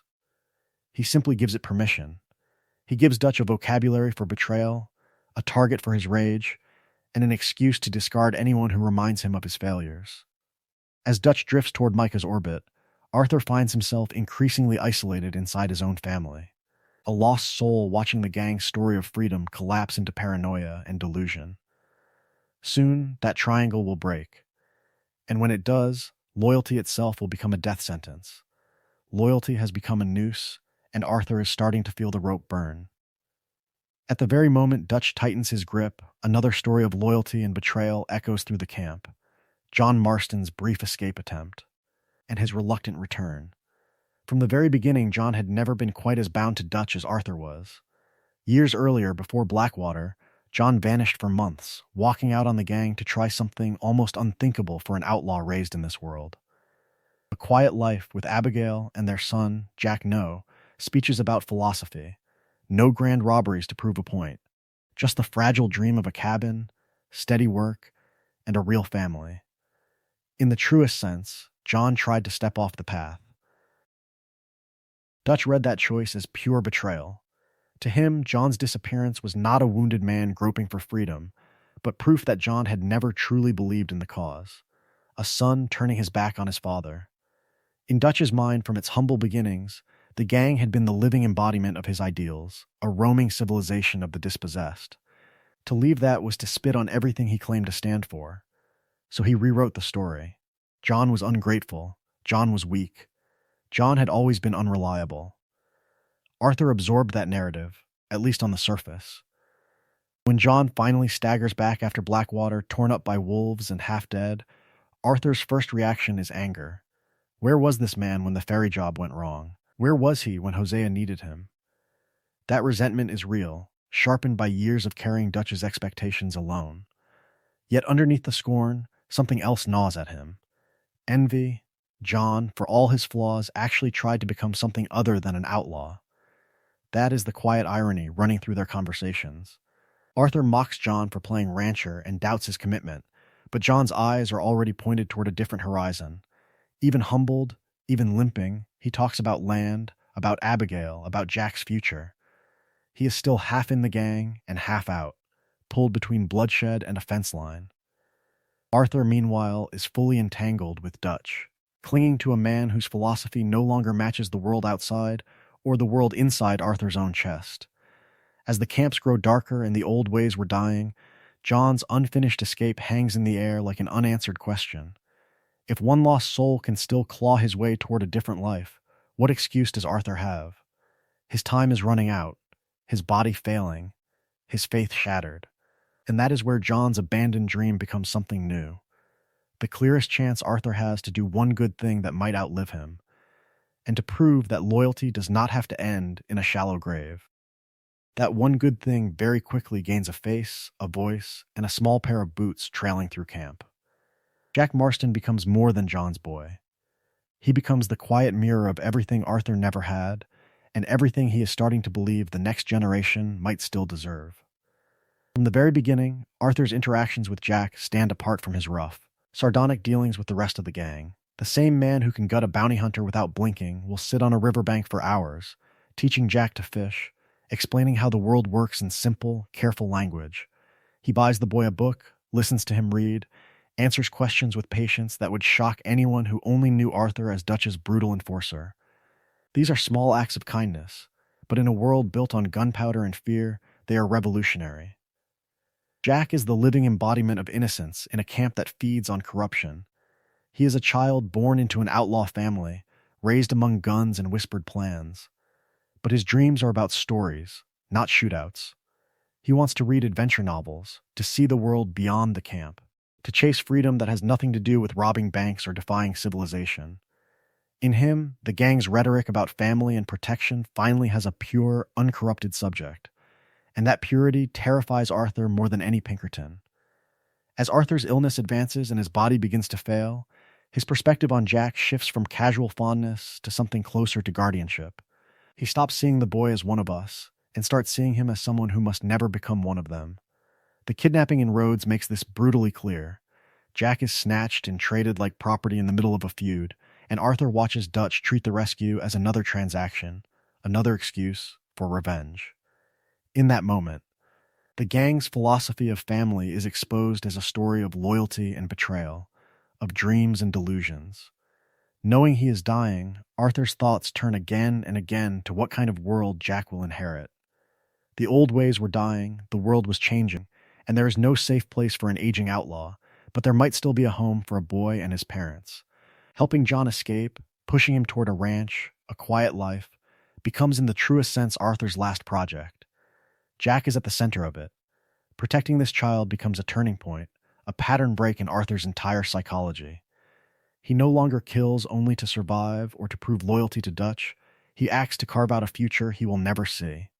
Each time Dutch chooses chaos over safety, each time Micah whispers poison, Arthur measures their madness against Jack's small, fragile hopes. And with every choice, he steps further away from Dutch's path and closer to a different kind of freedom. The chance to die so that a boy who loves books more than bullets might finally grow up far from the gang's long shadow. Arthur's world narrows as his lungs fail, but his moral vision sharpens. The camps grow darker, the plans more desperate, yet his ledger of sins is suddenly all he can see. Every debt, every body, every broken promise, the story of his life is no longer an adventure, but a balance sheet he knows will never come out clean. That tension crystallizes in the late-game missions where mercy is no longer theoretical. Visiting the Downs family again, Arthur can either press a dying Edith for money or finally admit the gang's cruelty and try to help. In one path, he is the disease that killed Thomas. In the other, he becomes the only person in this collapsing world who treats Edith and Archie as something more than collateral. The same pattern appears with Leopold Strauss. Arthur can keep enforcing Strauss's loans or drag the old man from camp, denouncing the very philosophy that once seemed pragmatic, prey on the weak because civilization already does. High Honor Arthur is the living embodiment of a man who has stared down his own grave and decided that, if nothing else, his last days will not be wasted. His dialogue softens, grows more reflective. He comforts the sick, helps strangers stranded on the roadside, rescues prisoners who remind him of who he used to be. He talks about wanting to do some good before the end, and in the truest sense, that is his rebellion now. Not against the government, not against the railroads, but against the old ways that turned him into a weapon.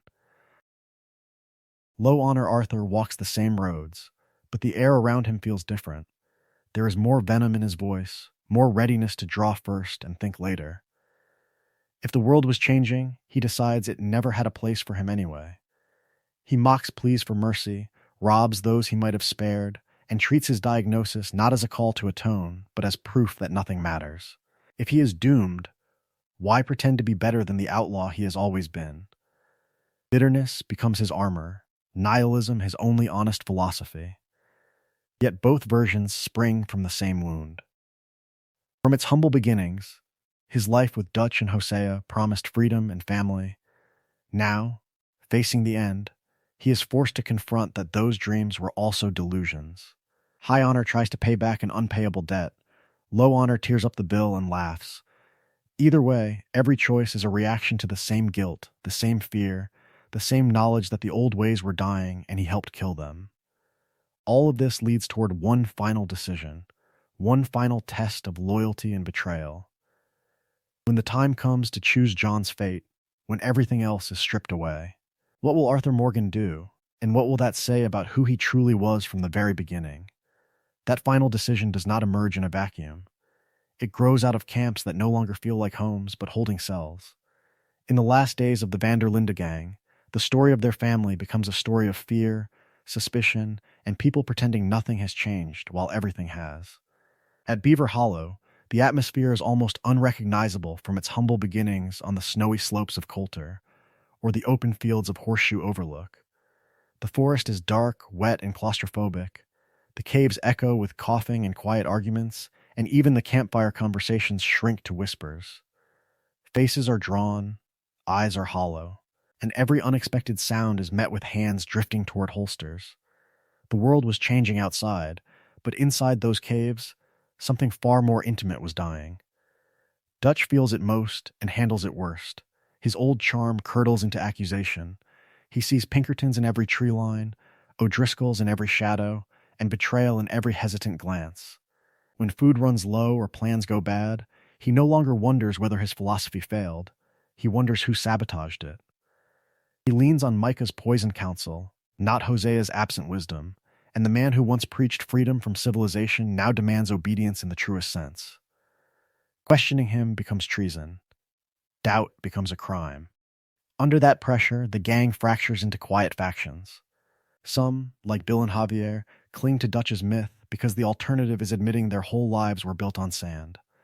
Others, like Charles, Sadie, and eventually John, begin to orbit Arthur's growing doubts, sharing looks and side conversations that would have been unthinkable in the early camps.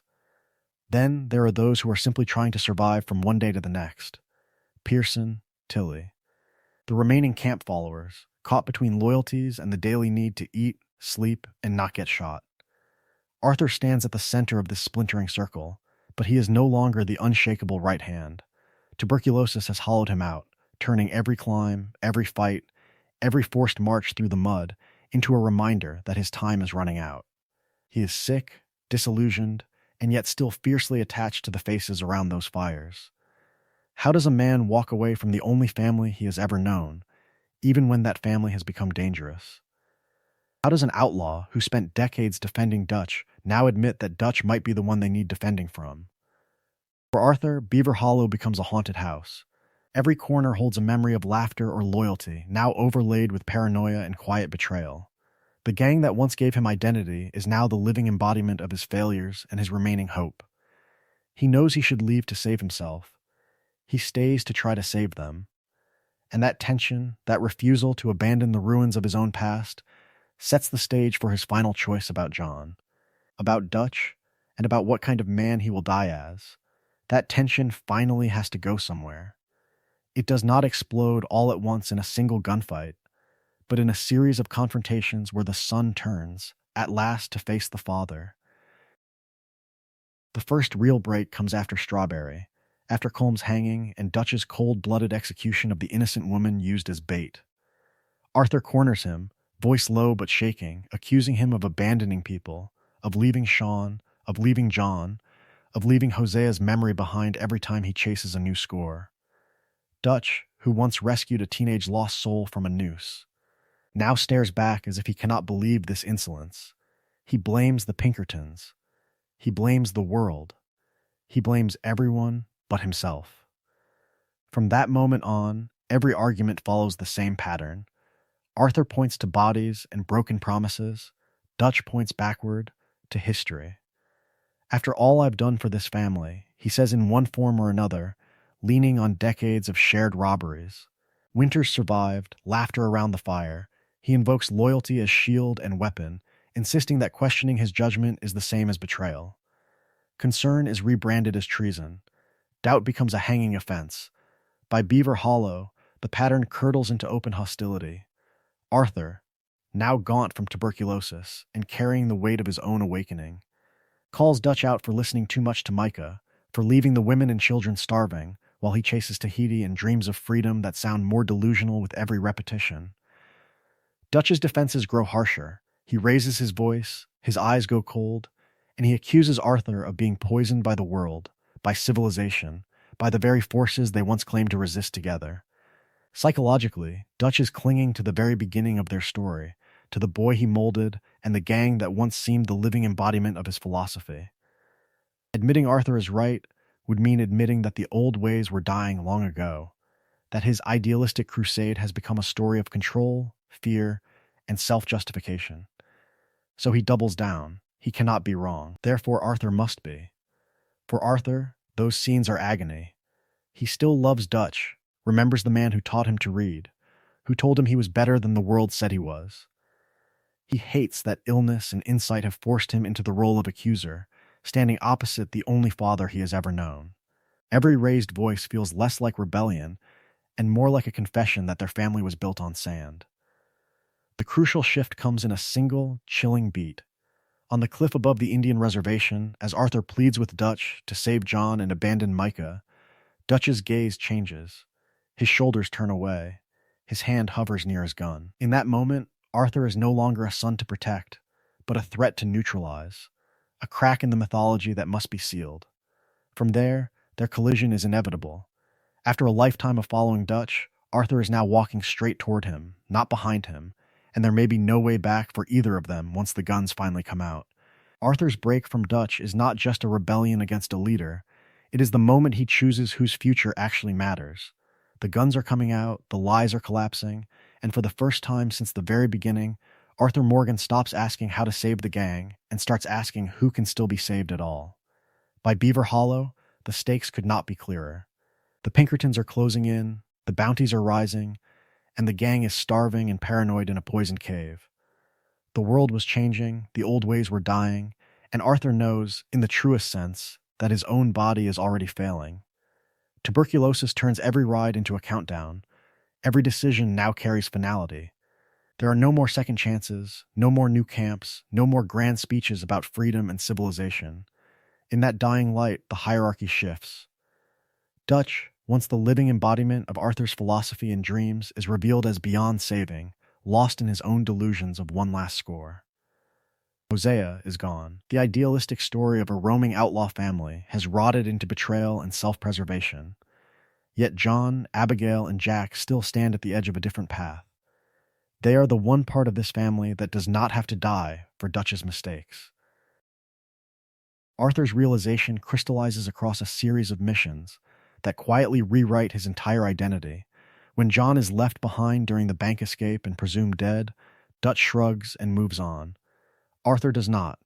He rides back into danger to pull John out, coughing blood while dragging the man who once followed him into this life.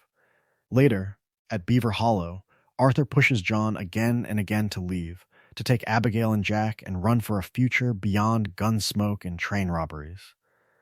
Here the irony cuts deep. Years earlier, Arthur had the same chance with Mary, and he chose Dutch instead. That choice defined him as a lost soul bound to a surrogate father and a doomed philosophy. Now he refuses to let John make the same mistake. He tells him bluntly that Dutch will not change, that loyalty has become a trap, that staying will only orphan Jack the way the gang once rescued them both. If Arthur cannot go back to that crossroads, John still can. Psychologically, this is Arthur's final act of meaning-making. Faced with death, he transfers his hope for redemption onto John, turning John's potential future into a vessel for his own wasted years. If his life cannot be redeemed by survival, perhaps it can be redeemed by sacrifice. If he cannot save himself, he can at least save the man who might finally break the cycle for the next generation. That is Arthur's answer to the question that has haunted him from its humble beginnings. What was it all for? And once that answer is chosen, the last ride becomes inevitable. And once that answer is chosen, the last ride becomes inevitable. Arthur mounts up in the fading light, and the world seems to fall away. That's the way it is begins to play, not as background noise, but as a kind of farewell hymn, a story of a man riding toward the end of everything he knows. The landscape stretches out in front of him, mist on the swamps, pink bleeding into purple across the sky, the silhouettes of trees and mountains he has crossed 100 times before. This time, they are not obstacles. They are witnesses. His body is failing. Every cough reminds him that the old ways were dying inside his own lungs long before civilization finishes the job outside. Yet his posture in the saddle is steady, almost regal. The camera lingers on his face, lined, tired, but no longer frantic. The frantic chaos of Saint Denis, the botched rescues, the desperate chases through rain and mud, all give way to a slow, measured ride that feels in the truest sense like a man finally keeping pace with his own soul. This is not a ride to escape. It is a ride to accept. Arthur no longer fights his mortality, no longer bargains with it, no longer imagines that one more robbery, one more score, will buy back his freedom. Instead, his attention narrows. What can still be done for John? For Abigail and Jack? For the fragments of family that might yet survive the collapse of Dutch's philosophy? The question is no longer, how does Arthur live? It becomes, how does Arthur spend what little is left? In that quiet, the tonal shift is striking. Earlier chapters were defined by motion and noise, gunfire, shouted orders, Dutch's speeches about dreams and destiny. Here, the music carries the emotion, and Arthur's silence says more than any monologue could. The ride feels almost serene, a strange peace blooming in the middle of betrayal and ruin. The outlaw who once rode for money, for loyalty, for Dutch's approval, now rides for something simpler and far more honest. In his mind, echoes of his journal surface. Faces flicker by, the Downs family, broken by debt, the women of the camp, holding a fragile community together, Lenny laughing in the streets of Valentine, Hosea, the living embodiment of the gang's better angels, gone to the grave. Arthur thinks of the people he hurt because he believed in Dutch, and the ones he tried to help once that belief began to die. He weighs the boy Dutch found, the enforcer Dutch used, and the man he has finally chosen to be. By the time the ride ends, the real decision has already been made. Whatever happens in the final showdown, bullets and blood are details. The essential choice is settled, who Arthur rides for and why. The question that remains is simple and brutal. How high will the cost of that choice be? The cost arrives on a cold, blooded ridge. By the time Arthur drags his ruined body up that mountain, the choice is made. But the story is not finished. The last chapter must be written in fists, knives, and broken breath. The fight with Micah is not elegant. It is not heroic. It is ugly, wheezing, desperate, the living embodiment of the moral war Arthur has been fighting since the very beginning. Two outlaws, both dying in different ways, rolling through mud and dust while the sun sets on the old ways. Micah fights for greed, for survival, for the chance to keep lying to himself. Arthur fights for John, for Abigail, for a chance that his death might mean something his life never quite did. Every punch is history. Every gasp is guilt. Tuberculosis turns the brawl into a slow execution. Arthur's body fails him at the exact moment his mind is finally clear. That is the cruel irony at the heart of this world. When he was strong, he was blind. Now that he sees, he can barely stand. Micah's knife carves along the same line as Arthur's doubts have carved through his soul, testing whether his new philosophy will hold when his strength is gone. And then there is Dutch, standing above them, gun in hand, a black silhouette against a dying sky. He watches his first son and his new favorite tear each other apart, and he does nothing. This is a story of loyalty and betrayal, of dreams and delusions, of a father who cannot admit what he has become. Dutch's paralysis is not confusion, it is cowardice masquerading as contemplation. To choose Arthur is to confess that Micah's poison only worked because it echoed his own. To choose Micah is to admit that the idealistic preacher of freedom and family has rotted into a petty tyrant. Arthur's final words cut through that silence. He tells John to go, to get out, to live a different life than the one Dutch sold them. He calls Dutch out, plain and simple, for abandoning Hosea's wisdom, for choosing violence over mercy, delusion over truth. And when hatred offers him one last refuge, when killing Micah outright would be the easiest thing in the world, he pulls back. He refuses to let vengeance be the last thing written in his ledger. In the truest sense, that is his escape from being just another lost soul. Dutch cannot follow him there.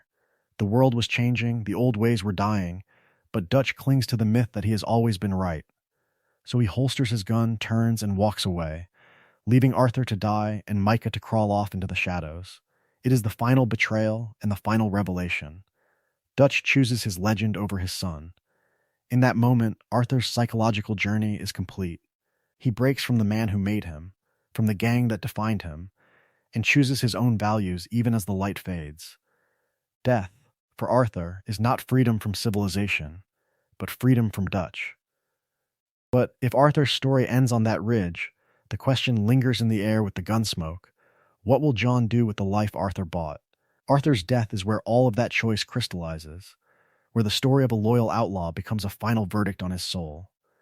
The world was changing, the old ways were dying, and on that mountain ridge the game quietly asks a brutal question. What has Arthur Morgan really become? In the high honor ending, the answer unfolds in slow, painful grace. Arthur has dragged John toward freedom, fought through Pinkertons and betrayal, and finally turned his back on Dutch's philosophy in the truest sense. He stays behind to hold off Micah, bleeding, coughing, already half gone. When the struggle ends and Dutch walks away, Arthur does not chase him. He crawls to the edge, looks out over the valley, and watches the sunrise. It is not triumph. It is acceptance. His journal has foreshadowed this. Those pages where he wonders if he is a good man who did bad things, or just a bad man pretending. In that final light, he seems to decide that trying to be better still matters. The low honor ending tells the same story, but with the hope stripped out.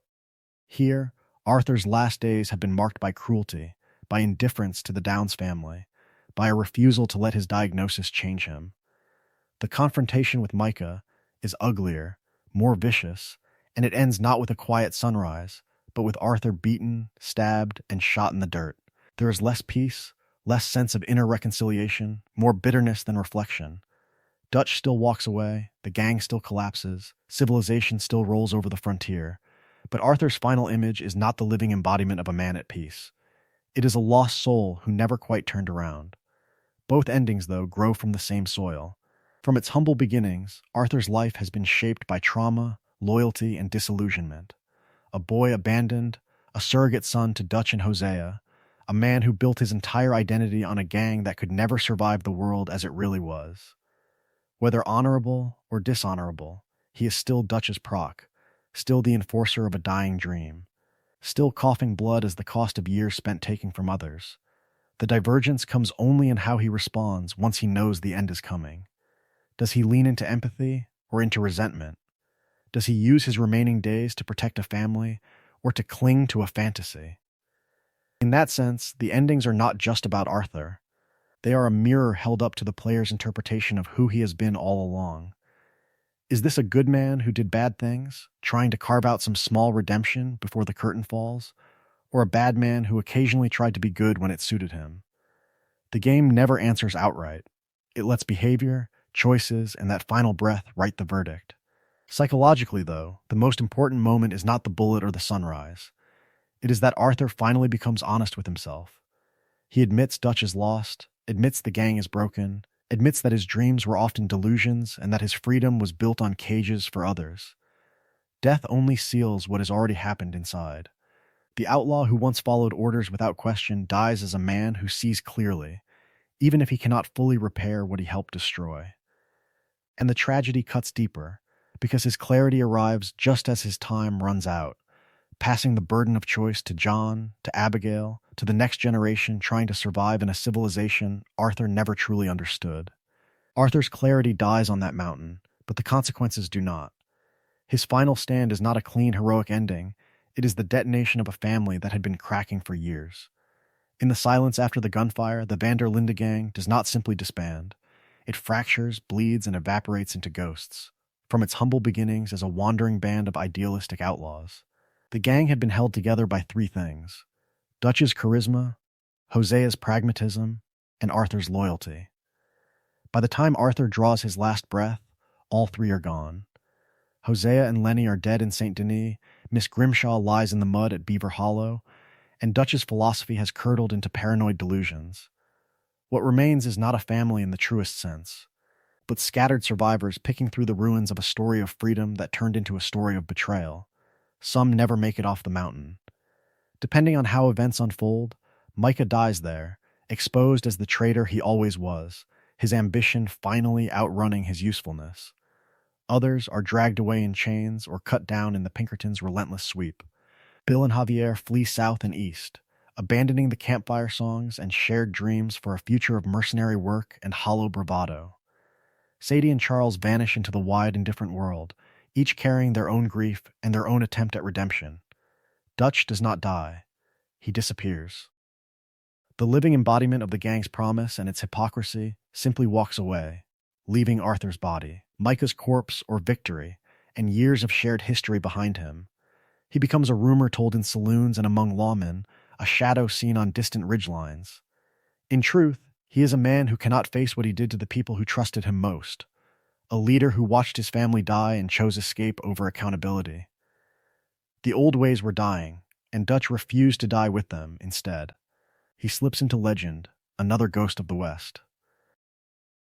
John Marston does what Arthur begged him to do. He runs. Wounded, exhausted, half-broken, he stumbles away from Beaver Hollow with Abigail and Jack, carrying more than just Arthur's horse and guns. He carries Arthur's unspoken expectations, his journal lessons, his warning that the world was changing and that a different kind of life might still be possible. Every fence post John hammers at Beecher's Hope is paid for with those last moments on the ridge. The emotional tone of this aftermath is not triumph, but a hollow, haunted quiet. Years of campfire laughter, shared robberies, and whispered plans are reduced to a line of graves stretching from the Grizzlies to St. Denis. What began at the very beginning as an anti-civilization dream ends as a trail of markers and missing persons reports. In that sense, Arthur's death is more than the end of one outlaw. It is the end of an era, the Old West collapsing under railroads and Pinkertons, the gang's philosophy exposed as unsustainable, and a lost soul's belief system dying with him. What remains are stories, half remembered and half true, waiting for the next Marston to uncover what really happened on that mountain.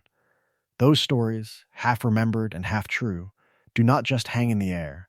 They land on one man in particular. John Marston steps into the space Arthur leaves behind, and from that moment on, his life becomes the long echo of another man's final decision. Arthur's last great act is not a gunfight or a robbery. It is a push toward a different kind of world, toward a quieter philosophy. He drags John out of the mud of Beaver Hollow, confronts him with the truth about Dutch, and all but begs him to run, to choose family over the gang's dying dreams. In the truest sense, Arthur gives John something Dutch never really could: permission to walk away. John takes that chance. On the surface, Red Dead Redemption opens with a man trying to honor that dying wish, a small ranch at Beecher's Hope, a wife he betrayed and is trying to win back, a son who barely trusts him.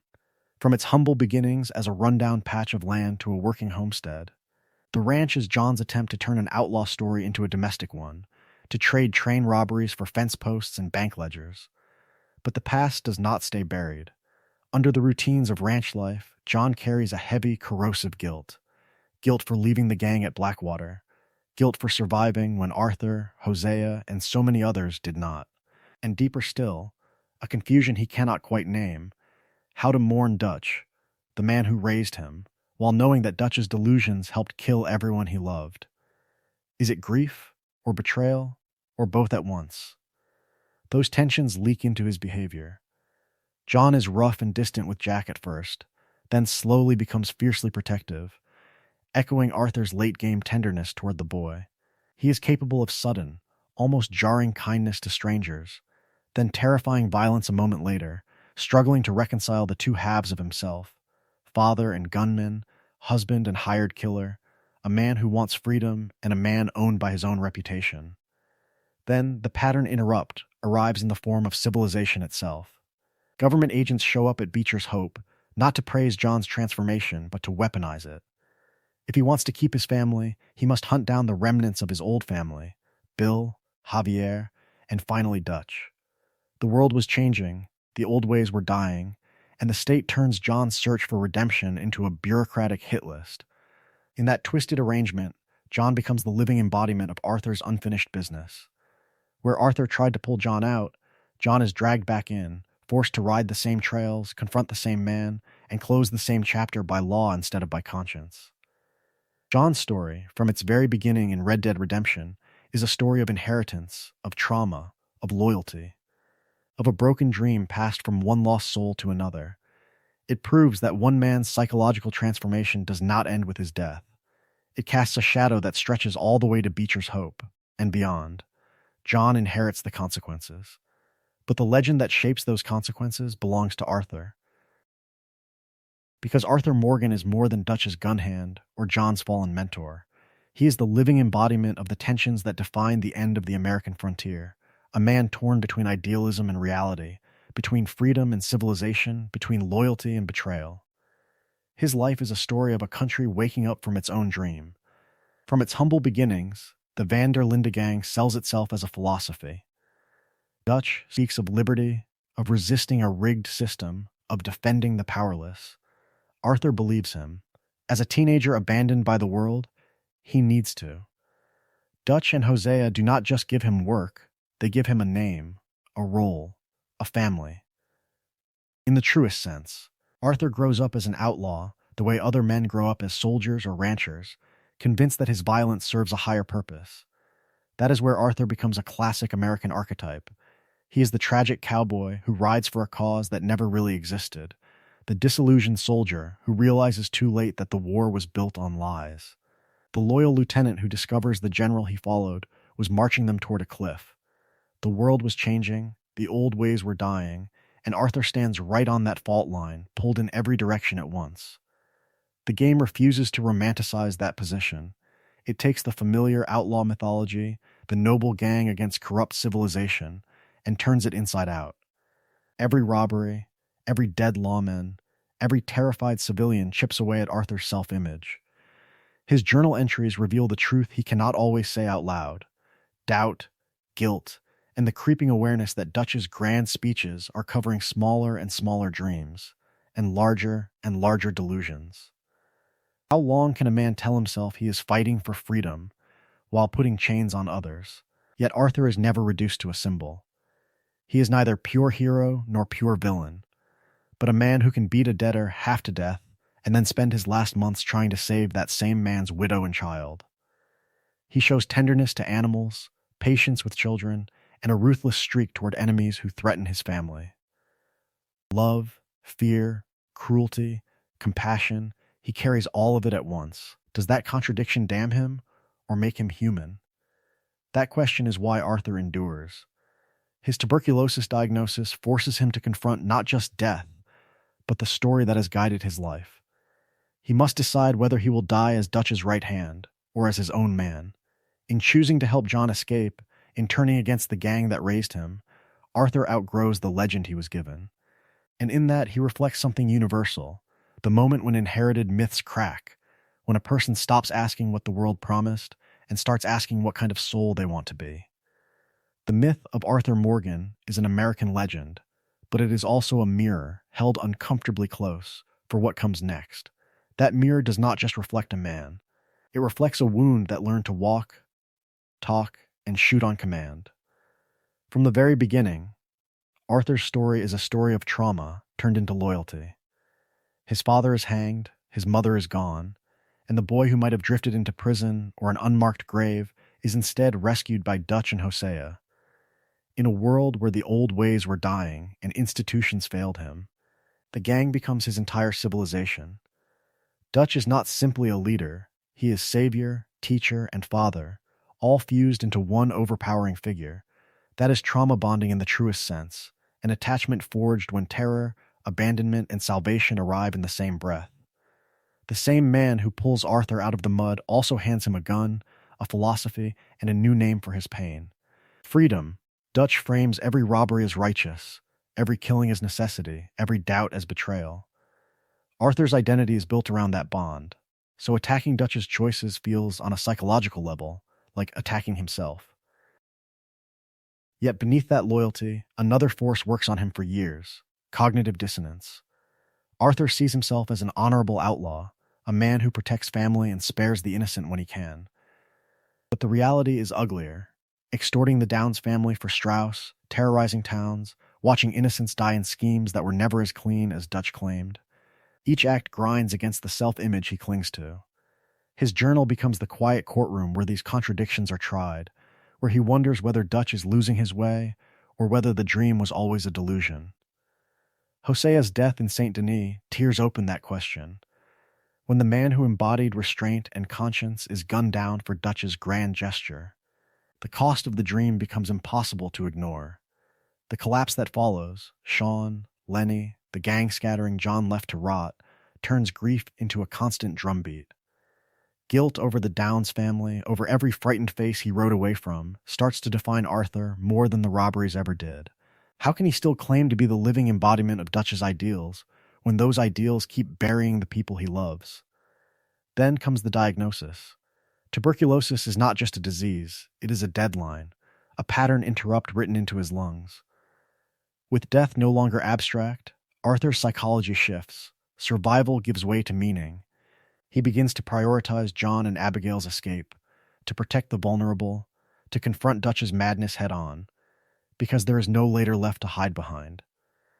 And in that final turn, Arthur proves something quietly radical. Even after a lifetime of violence, indoctrination, and self-deception, a man can change course.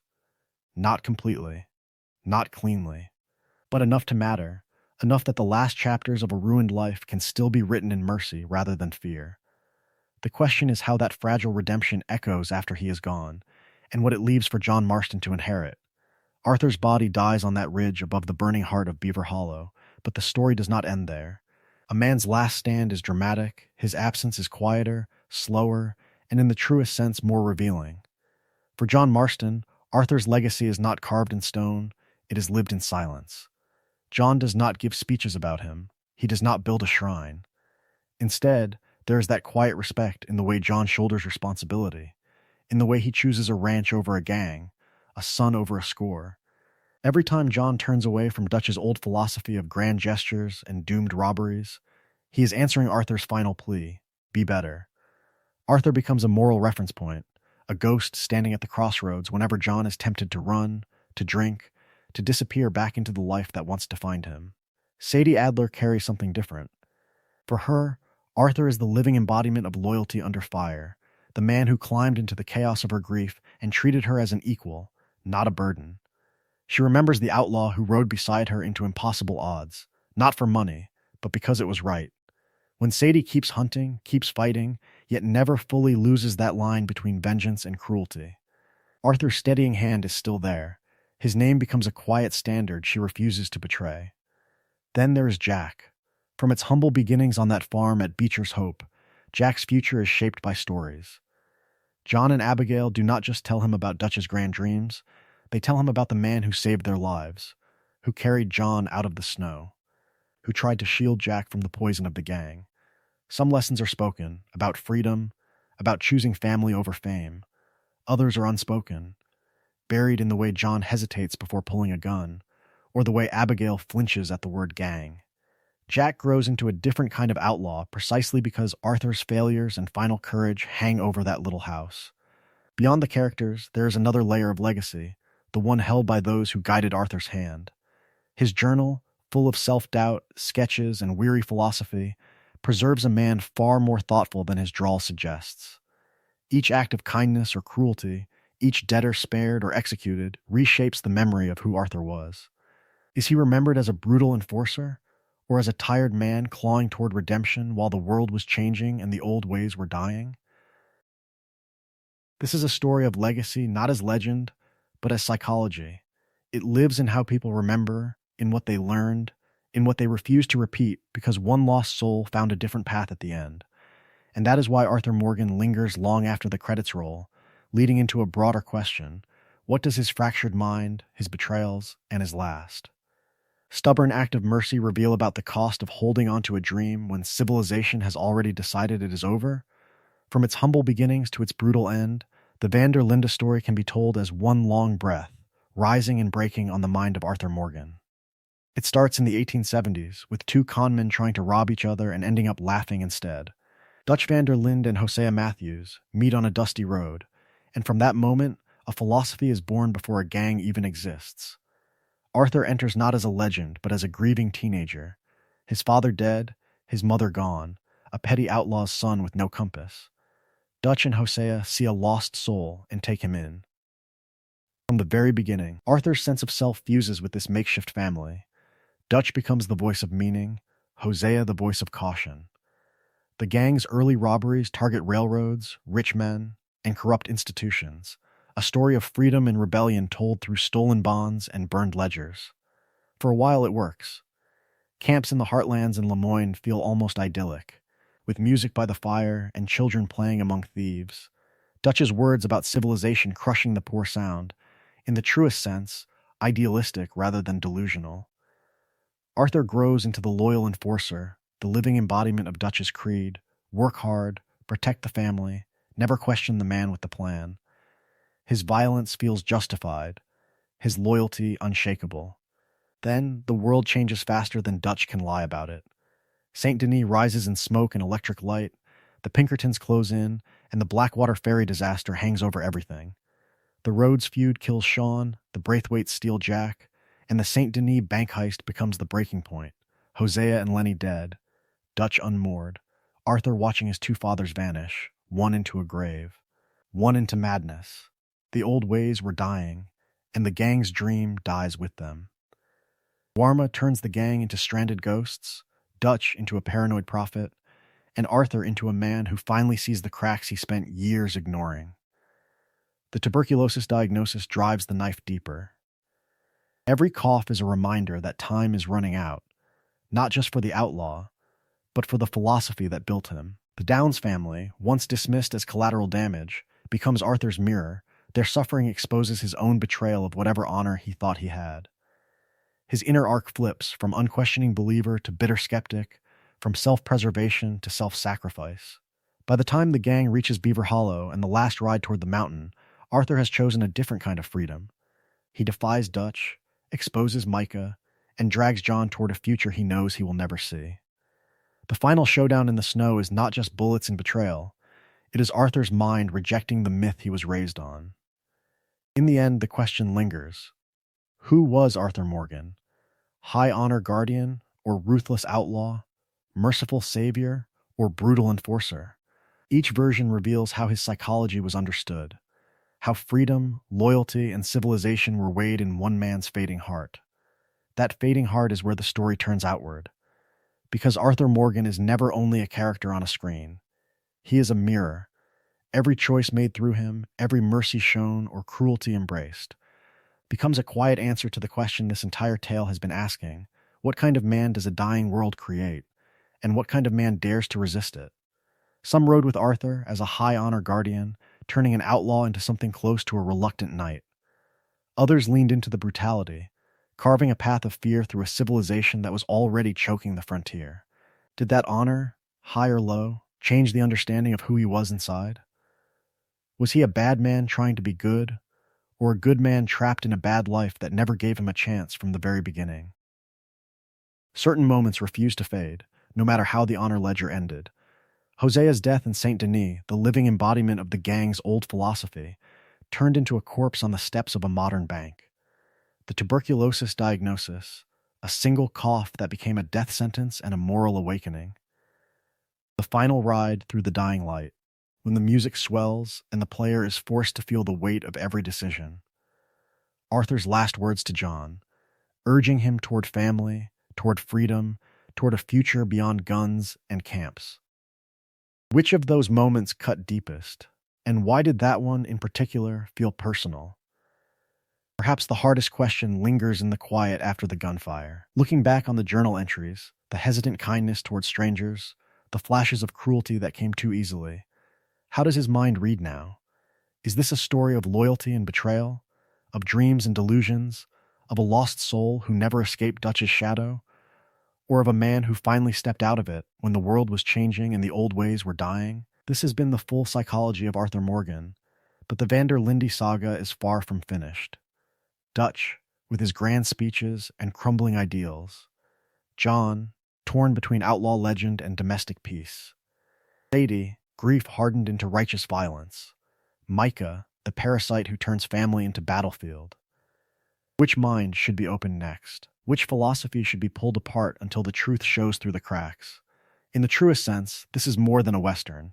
It is a story of how people inherit lies, build identities on them, and sometimes find the courage to rewrite them. Arthur Morgan proves that even at the edge of death, a man can choose a different ending. Out in that fading West, he chose to change his story. In a quieter, modern world, that might be the most heroic act of all.